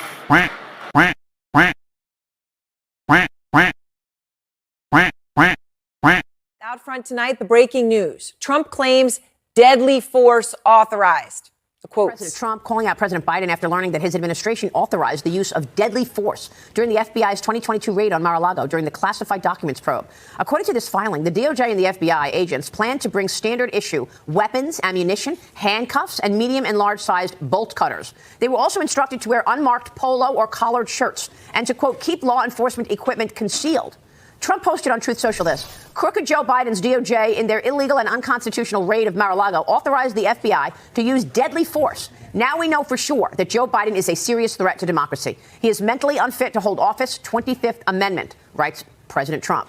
The FBI says this is normal, though. In a statement, the FBI said this. The FBI followed standard protocol in this search, as we do for all search warrants, which includes a standard policy statement limiting the use of deadly force. No one ordered additional steps to be taken, and there was no departure from the norm in the matter. Robert, how rare is it that the FBI would even comment publicly on something like this? Hey, good afternoon to you both. Yeah, rare indeed. It's relatively rare for the FBI to comment on public comments on their Very actions. first line under top news falsely claims that deadly force was authorized against Trump during an FBI raid at Mar-a-Lago. The newsletter coming just an hour after Trump gave this radio interview. Newly released court filings show that the FBI was authorized to use deadly force if needed during the raid of your private home in August 2022. It's stunning. You know, you're a former president of the United States. What was your reaction that it was authorized by Biden's DOJ? Well, these are vicious people. These are fascists, communists. Let me go through the wording here very carefully in just a moment. First, I want you to know how much this claim of an assassination has been, steamrolling in the MAGA world. Trump claiming on social media that there are, quote, reports that crooked Joe Biden's DOJ in their illegal and unconstitutional raid of Mar-a-Lago, all caps, authorized the FBI to use deadly, lethal force. They authorized deadly force. They had a medic. They had a plan to triage the wounded. They had a trauma center 18 miles away and a map. This was an attempted assassination attempt on Donald John Trump, or people associated with him. Biden unleashed armed agents into Trump's house, authorizing them to use deadly force. But more MAGA. Marjorie Taylor Greene on social media, quote, the Biden DOJ and FBI were planning to assassinate President Trump and gave the green light. Congressman Paul Gosar, Biden ordered the hit on Trump at Mar-a-Lago. A hit, an assassination.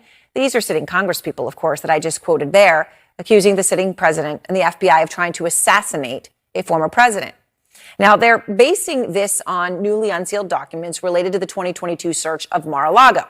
Now, among those documents was something called a law enforcement operations order, which explains what agents are allowed to do and what they're allowed to bring with them, in this case, when they searched Mar-a-Lago. So what's in there is boilerplate language from the Justice Department manual about the use of force. It's boilerplate. It's everywhere. When the officer has a reasonable belief that the subject of such force poses an imminent danger of death or serious physical injury to the officer or to another person. The language is standard, and it is directly from the department's manual. By the way, they also knew that Trump was 1,000 miles away when they went in, so they knew he wasn't even there. But the former FBI Deputy Operations Chief, Rob D'Amico, tells out front that the language included here is, quote, standard language for every single operation, bar none. Boilerplate, every single situation. What Trump is saying is just a disinformation campaign, highlighting it for people who don't know. Now, a disinformation campaign about a case that Trump is trying to stop from ever coming to trial. Some breaking news this hour. Special counsel Jack Smith is seeking a gag order in the Mar-a-Lago classified documents case. Smith made the request of federal judge Aileen Cannon tonight after Donald Trump this week falsely suggested that language in the FBI search warrant of Mar-a-Lago, the one that was used to search his Florida property in the summer of 2022, that language was actually a secret attempt by President Biden to use the FBI to assassinate Trump. The Washington Post reports Trump email falsely said Biden was locked and loaded to take me out in a Mar-a-Lago search. Trump sent out a fundraising email in which he said this. He said Biden was locked and loaded and they were ready to kill me. The FBI knew Trump wasn't even at Mar-a-Lago on the day that they served the search warrant. I want to ask you about another issue. Just recently, there was this issue of the search warrant for the search of former President Trump's Mar-a-Lago property. Yeah. And it authorized the use of deadly force for the FBI agents, standard boilerplate language. But you and others have described it as an assassination attempt on the former president. That's just not true. Why would you say something like that? Well, first of all, my view of it is very simple. You have the FBI going in to do this raid on Mar-a-Lago. This is not like any other raid that they would do because Merrick Garland wanted that to happen. Merrick Garland wanted the scenes which your network did cover of going into Mar-a-Lago. Congressman, with all due respect, the language for the search is standard operating procedure for every operation of that kind that the FBI does. They did the same thing when they searched Joe Biden's house. Yes, but I would say so how is that weaponizing? Well, what I would say when they searched Joe Biden weaponizing when they searched Joe Biden's house, there weren't all the networks, from my recollection, with helicopters flying over the beach house in Rehoboth Beach, going to find the classified documents in his garage that he took when he was the vice president and when he was the United States senator, which, by the way, is a violation of the Espionage Act. I'm talking about they didn't do that. I'm talking about they didn't this politicize conspiracy theory. They didn't politicize Congressman, I'm talking about the conspiracy theory that the FBI was trying to assassinate Trump. Well, let's talk Would you acknowledge that that is not true? Well, let's talk about what's fact. Let's talk about what's fact. Just a real simple question. What's fact is it true or false that the FBI was trying to assassinate Trump? What's fact is that Joe Biden violated the Espionage Act. He did it with impunity. I just want to know. Robert Hur is not prosecuting Congressman, him. I just want to know that you are not responding to a very simple question about a conspiracy theory that you voiced. What conspiracy theory? That the FBI, by having on a document that they are authorized to use deadly force, was trying to harm or assassinate former President Trump. That is false. Will you acknowledge that? Can I be very clear with you? Sure. I'm not sure what Merrick Garland is trying to do these days. So the answer because is it is clear that the Department of Justice is being weaponized against Donald Trump. That is clear. That's pretty extraordinary. That they're weaponized against Donald Trump. That's not extraordinary. That's what's happening right now. It's pretty extraordinary that when faced with really clear facts, very clear facts, it's pretty much black and white, you won't acknowledge it. I'm trying to understand why. Abby, we just had this conversation. Is it because the former president himself has raised this conspiracy that you feel like you have to support it? I've not even talked to the president about this. You asked me a question about the FBI raid. I'm telling you, we are witnessing a weaponization of the Department of Justice against a political rival because Donald Trump had documents covered under the Presidential Records Act. They raided Mar-a-Lago. I'm not litigating. Joe Biden had documents, and there's no prosecution because he's a senile old man. I'm not arguing with you that's not even equal validity justice of the charges. It's a simple question of whether the raid was carried out in a way that was standard operating procedure for the FBI. And as I'm sure you know, the Republican Party calls themselves a party of law and order. Yes, of course. The FBI, as law enforcement officers, they go and they execute search warrants every day under the threat of violence. And they have to have that language every single time to protect themselves. In this case, though, they coordinated with the president's lawyers. They coordinated with the Secret Service. Why would you insinuate that that was some kind of attempt at former President Trump's life? Abby, I'm not making any insinuation. It's very simple to just say that's not true. The only thing I'm saying is that what we have witnessed is an uneven application of the law by the Department of Justice. You had Hillary Clinton, Hillary Clinton violated the Espionage Act. There were no charges. You're changing Joe Biden the subject. Stop moving the goalposts. And a huge moment. Yo, who put wheels on this thing? Why is there an engine here? Yo, stop moving the goalpost. No, because the purpose of the warrant is because of classified material, is it not? I'm not talking about But you have the an purpose unequal of the warrant. application of the law. I'm talking about you have a two-tier system of justice that you don't want to actually acknowledge. When you tell your supporters and the former president's supporters that there was a government attempt on the former president's life, and that is not true. That is a major insinuation, and it deserves to be walked back. It deserves to be walked back, Congressman. You talked about that. You tweeted about the FBI document. You're the one changing the subject. But I do want to make one last note because we have to go. But you've been asked this before. I'm going to ask you again, just for the record. If Donald Trump loses the election in 2024, will you accept the results of that election? My answer has been very clear on this. If the states, it's a yes or no question. If the states and localities actually follow rules and procedures, fair again, to say that so your answer is conditional based on my answer is always conditional because you want to see the processes of the election actually go according to law, not according to outside groups and legal cases that come up, and they do come up. The legal cases are how they adjudicate whether they are done by law. So, I think that is definitely on the table. You should follow the law. That's what the Constitution says. Congressman.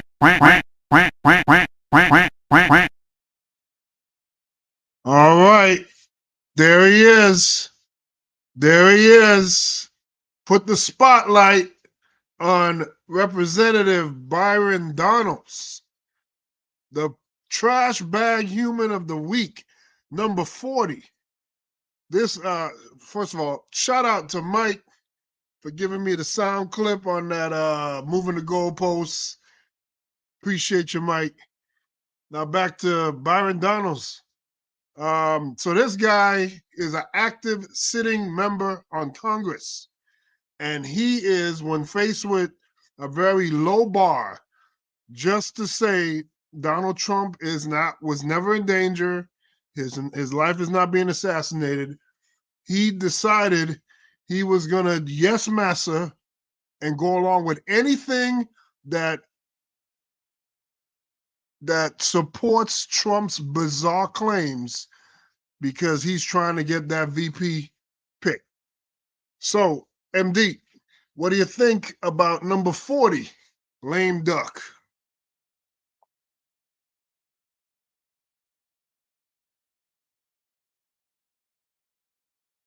MD. Well, MD's on snooze mode. Let's go to Ricardo. Ricardo, what do you think? Lord have mercy. All right, I don't even know how to begin, so I'm just going to see if I can start somewhere with this dude. So let's just put things into perspective here, because I'd love to know where his propriety is. You were asked one question. There was an investigative report given out about so-and-so in regards to Donald Trump, and it's regular, normal procedural stance and, stipulation in terms of sentences and whatnot. And, this is what this was stated and this is what was given. They went on a narrative and spun whatever they wanted to spun this thing out of control. And when you use certain words, and again, MD and I know these words, what we call them dog whistling to the base. You then dog whistle and say something to the effect of, oh, they were trying to put an attempt on Donald Trump's life. And that is far from the case. Sir, they ask you the commentator asks you one simple question. Do you believe, because you're putting this information out to the people out there and it's false narrative. It's dangerous rhetoric and it's something that you shouldn't even be playing with. When you talk about taking someone's life, that's a lot. There's a lot that goes into that, and it's far from it. But you were given the opportunity, and you doubled down by saying, "Oh, but I don't know what Garland is doing, and I don't know what they're doing these days." Sir, they literally, in layman terms, told you that it's not true. It is not correct. That there was no attempt made on Donald Trump's life, and you still push the narrative. What are you doing? This is what we're doing. This is what you're doing, Byron Donalds, to try to get a VP ticket. You are becoming spineless like the rest of, the people that are out there. It's almost reminiscent of what's his name, the doctor guy that I grew up reading his book, and it was such a good book. If you get me out, Venkat, where he became the surgeon, and his mom couldn't read and all of this stuff. Ben Carson. There we go, Ben Carson.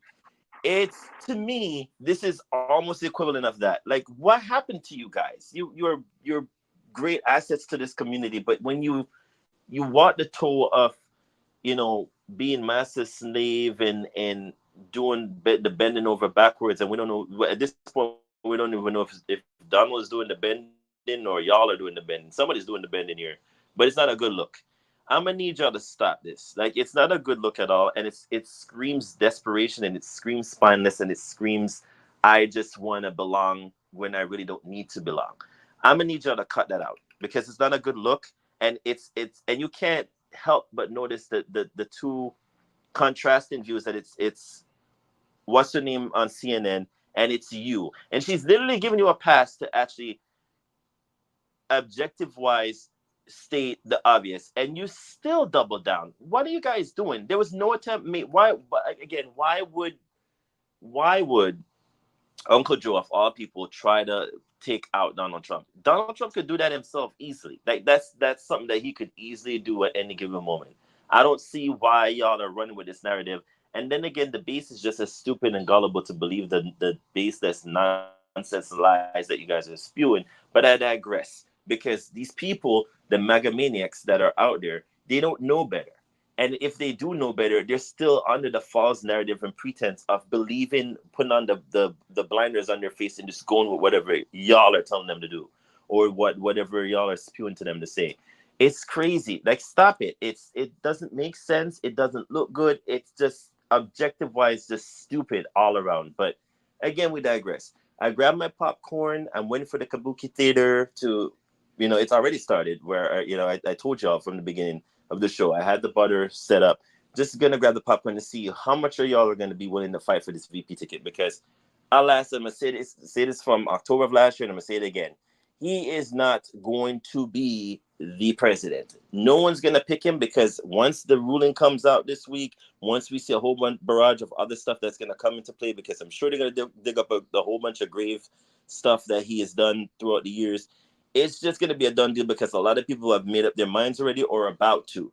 None of y'all are going to make the list. So again, why are you doing all of this? For what? To be spineless? There you go. Be spineless. Terrible all around. The optics is just terrible. But lame duck indeed. He really deserved it. Byron Donalds, do better, man. Just do better. All right. Thank you, Ricardo. MD, what do you think of lame duck number 40? Yeah, man, Byron Donalds. It's sad to see the depths that not only him but a lot of other people are willing to go to in order to try to garner a position within the hopes of a cabinet that don't exist right now. It's sad, you know what I'm saying? Some of the stuff that Byron Donalds has said in the past, I actually agree with. Not from a policy standpoint, but just on GP, like just like man stuff. You know what I'm saying? I've actually agreed with him. I don't know necessarily the dynamics and the demographics of his particular district in Florida. I don't know. You know what I'm saying? I don't know the people that he represents. I don't know how they came up with electing him. That's those people. They got every right at the end of the day. What I do know is he has to uphold the representation of his district and at the same time do what's best for the country. Currently, what he's doing right now is not that. You know what I'm saying? Not to mention that his headline too close. I don't know how he came up with that design. I don't know if his headline is natural light. I don't know, but it don't look organic. I was looking at the same thing. It don't look organic to me. I don't know that he made that up. You know what I'm saying? But in any event, it goes to show you the lengths of what he's willing to do, even with his own headline. You know what I'm saying? So in that aspect, it's a sad situation. Because at the end of the day, he's black. You know what I'm saying? And me personally, I can't speak for all black people, but me personally, when I see representation that look like me, I want it to be the full representation of what an American is. Byron Donalds currently, as it stands right now, don't represent that. and that's just what it is.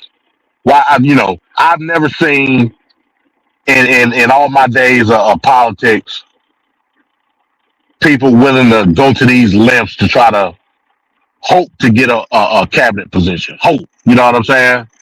I've never seen it. It's wild to me. And are you willing to sacrifice your whole career for one shot? And currently, as it stands right now, Byron Donalds and others are willing to do that.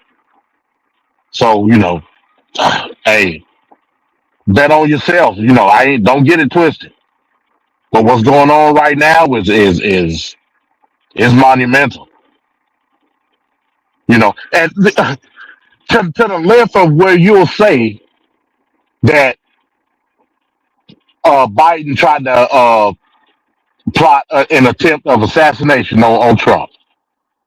Like, that's crazy. But my whole thing is, like, when are people going to be held accountable for saying all these defamatory things? That's what I'm trying to figure out. And it's a lot of defamatory things that's been said. So, Not to mention Trump himself giving out Obama's address and someone trying to act on it. Not to mention Trump saying that Obama he phone tapped the microwave. I mean, he's been doing all the what's the name's off dad, Ted Cruz dad assassinated JFK. I mean, a lot of irresponsible stuff. yeah, so, hey, man, hey, it's not acceptable to defame somebody's character. That at least that's what I thought. But hey, we talking politics at the end of the day. And then that's all I'll say about that. Right. Jeremy, what are your thoughts here on Byron Donalds?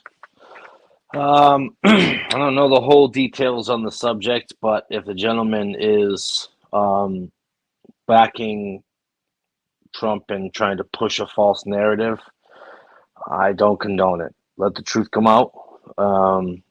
And if Donald Trump, I'm sure he's guilty of many different things, but if he's guilty of any form of, attempts or hiding or whatever the case may be, let him be the first to fall and let it continue to let everybody else fall. Because the problem is that office has been put to too high of a power where it can't be tried.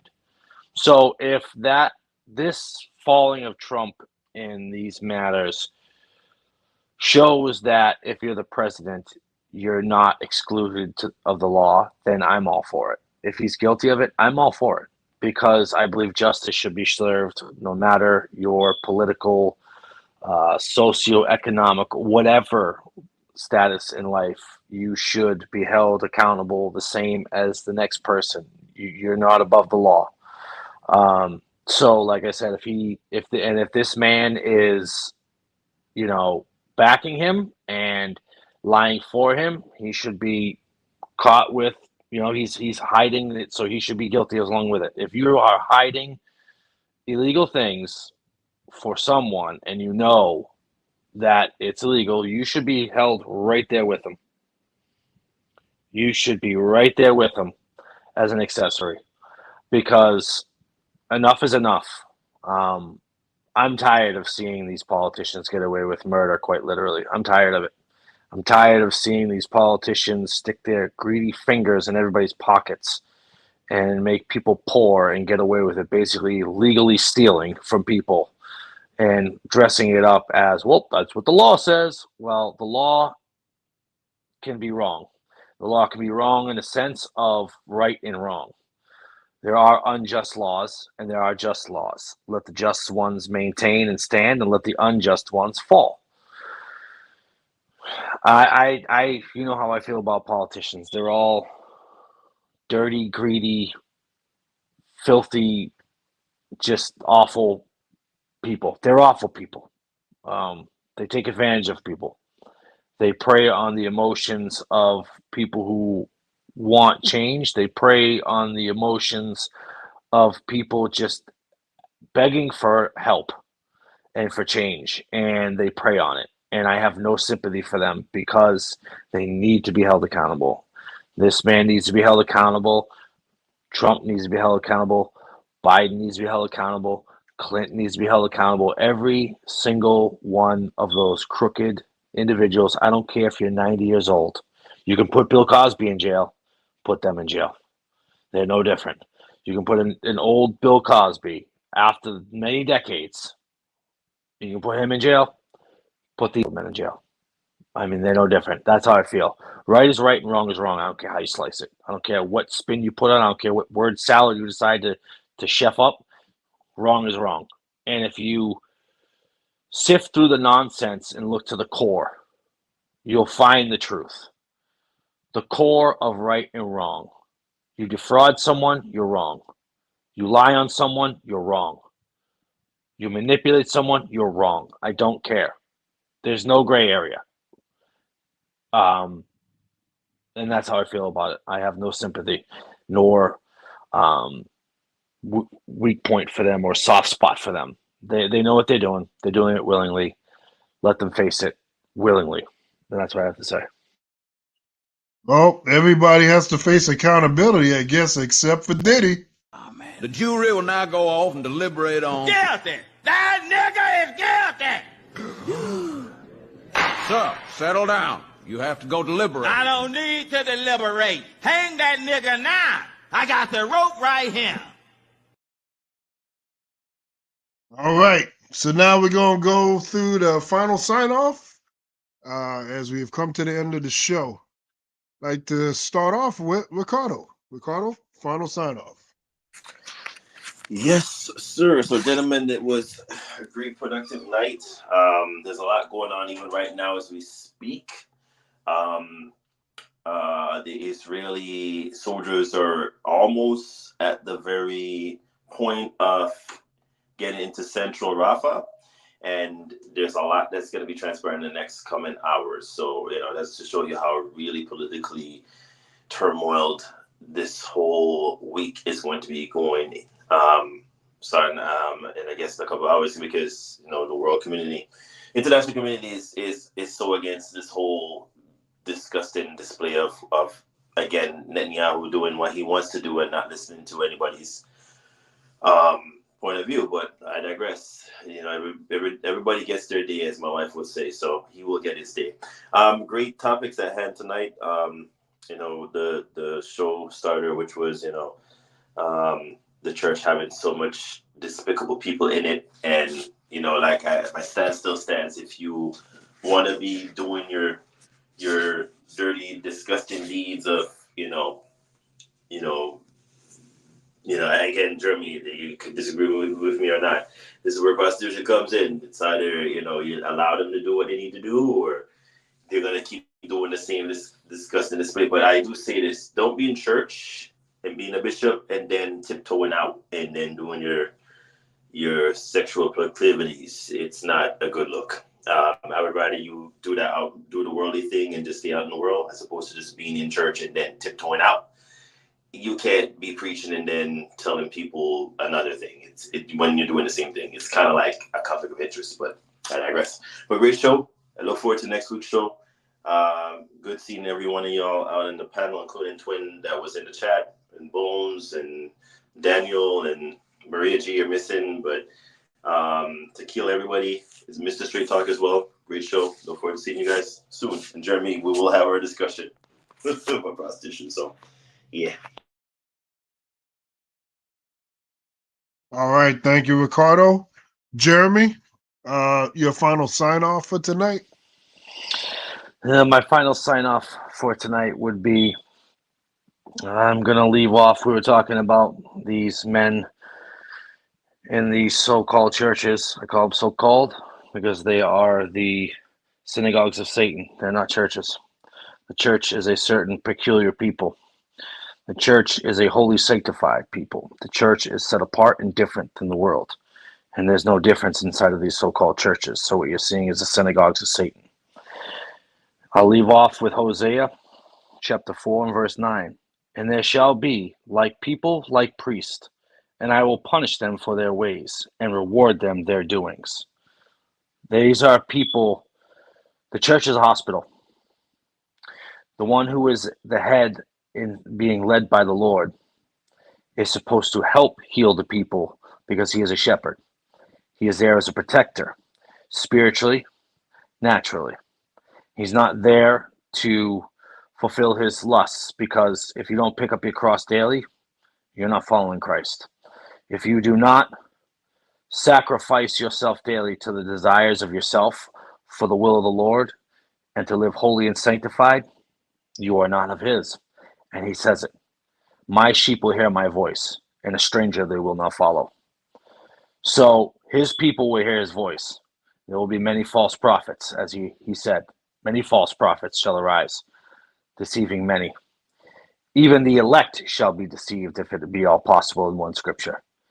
So the problem is the church is not seeking the Lord. The church is seeking a good feeling. The church is not seeking the Spirit. The church is not seeking the one who has the power to save. The church is not seeking the Holy One. They're not. They're looking for blessings in this earth. When it says, cast your treasures not here on earth, but cast them up in heaven. Wait for them there. So they're not of Christ, bottom line. There's a lot of them, and they give the church a bad name, and this is why the church is ridiculed and looked down and frowned upon, and they say, oh, well, they're doing the church, so what's the difference? Why should they go? You're right. Why should you go to that place? If it's like the club, you go to the church and it's like the club, what's the point of going? You might as well stay out in the club and go to hell like the rest of them. You might as well. There's no new creature. There's no peculiar people. They're all the same. It's a transformation of your mind, your spirit, everything about you changes. Your speech, your very thoughts, your heart, everything changes. And that's the problem. Nobody wants to change. They want to stay the same, live in the filth, and be clean, supposedly. Another scripture says that the swine wallows in the mud. After it's cleaned, it goes back in it. You're not a new creature. Serving Christ is a sacrifice. And if you don't want to make that sacrifice, well, then make your choice and stay out there. That's your choice. You have that choice. But don't put a bad name on the people who are striving to live holy. Don't put that on us. Yeah, we're not perfect. I'm not holier than thou. But I'm striving. And I'm pulling on the Lord. He's going to change me, not myself. So these people need to stop. I know they won't, but they need to stop. Because your deeds are seen. You can't hide from him. And you will be punished accordingly. You can't escape it. I leave it there. Thank you, guys. It's a pleasure again to be here. It's an honor to be allowed to speak on these matters. So I thank you for that time and that patience with me. Even though a lot of people may disagree, I appreciate you even just listening. It means a lot to me. And I hope and pray for more conversations with you brothers, and that we can, have a good dialogue. You have a wonderful night. God bless you all, and peace. All right. Thank you, Jeremy, for that. And finally, we got the political prophet amongst men, MD. Hey, yeah, great show as always, man. Again, man, we back on the grind for this week.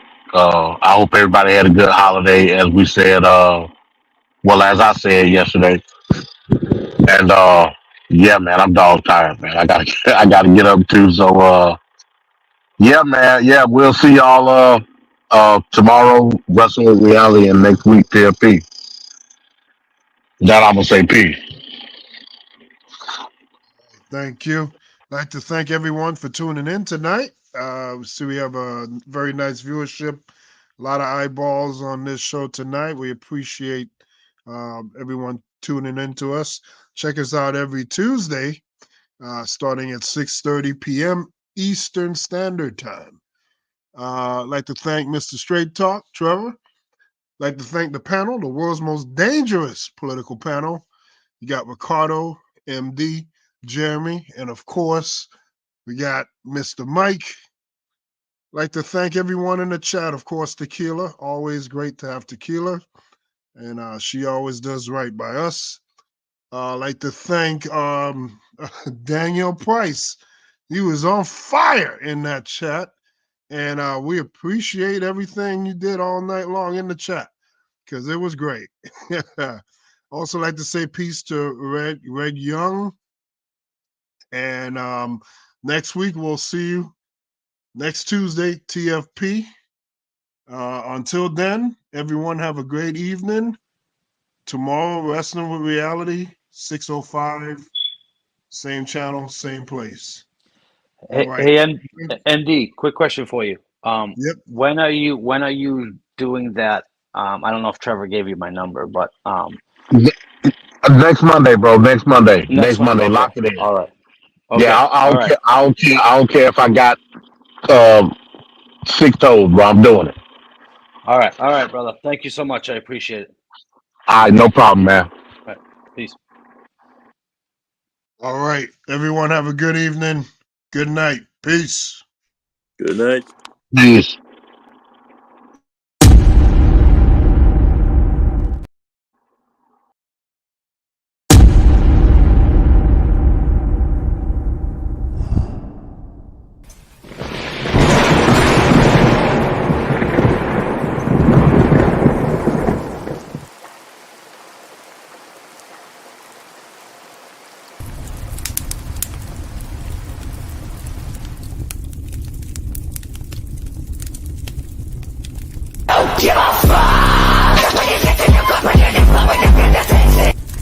She just said a terrible thing.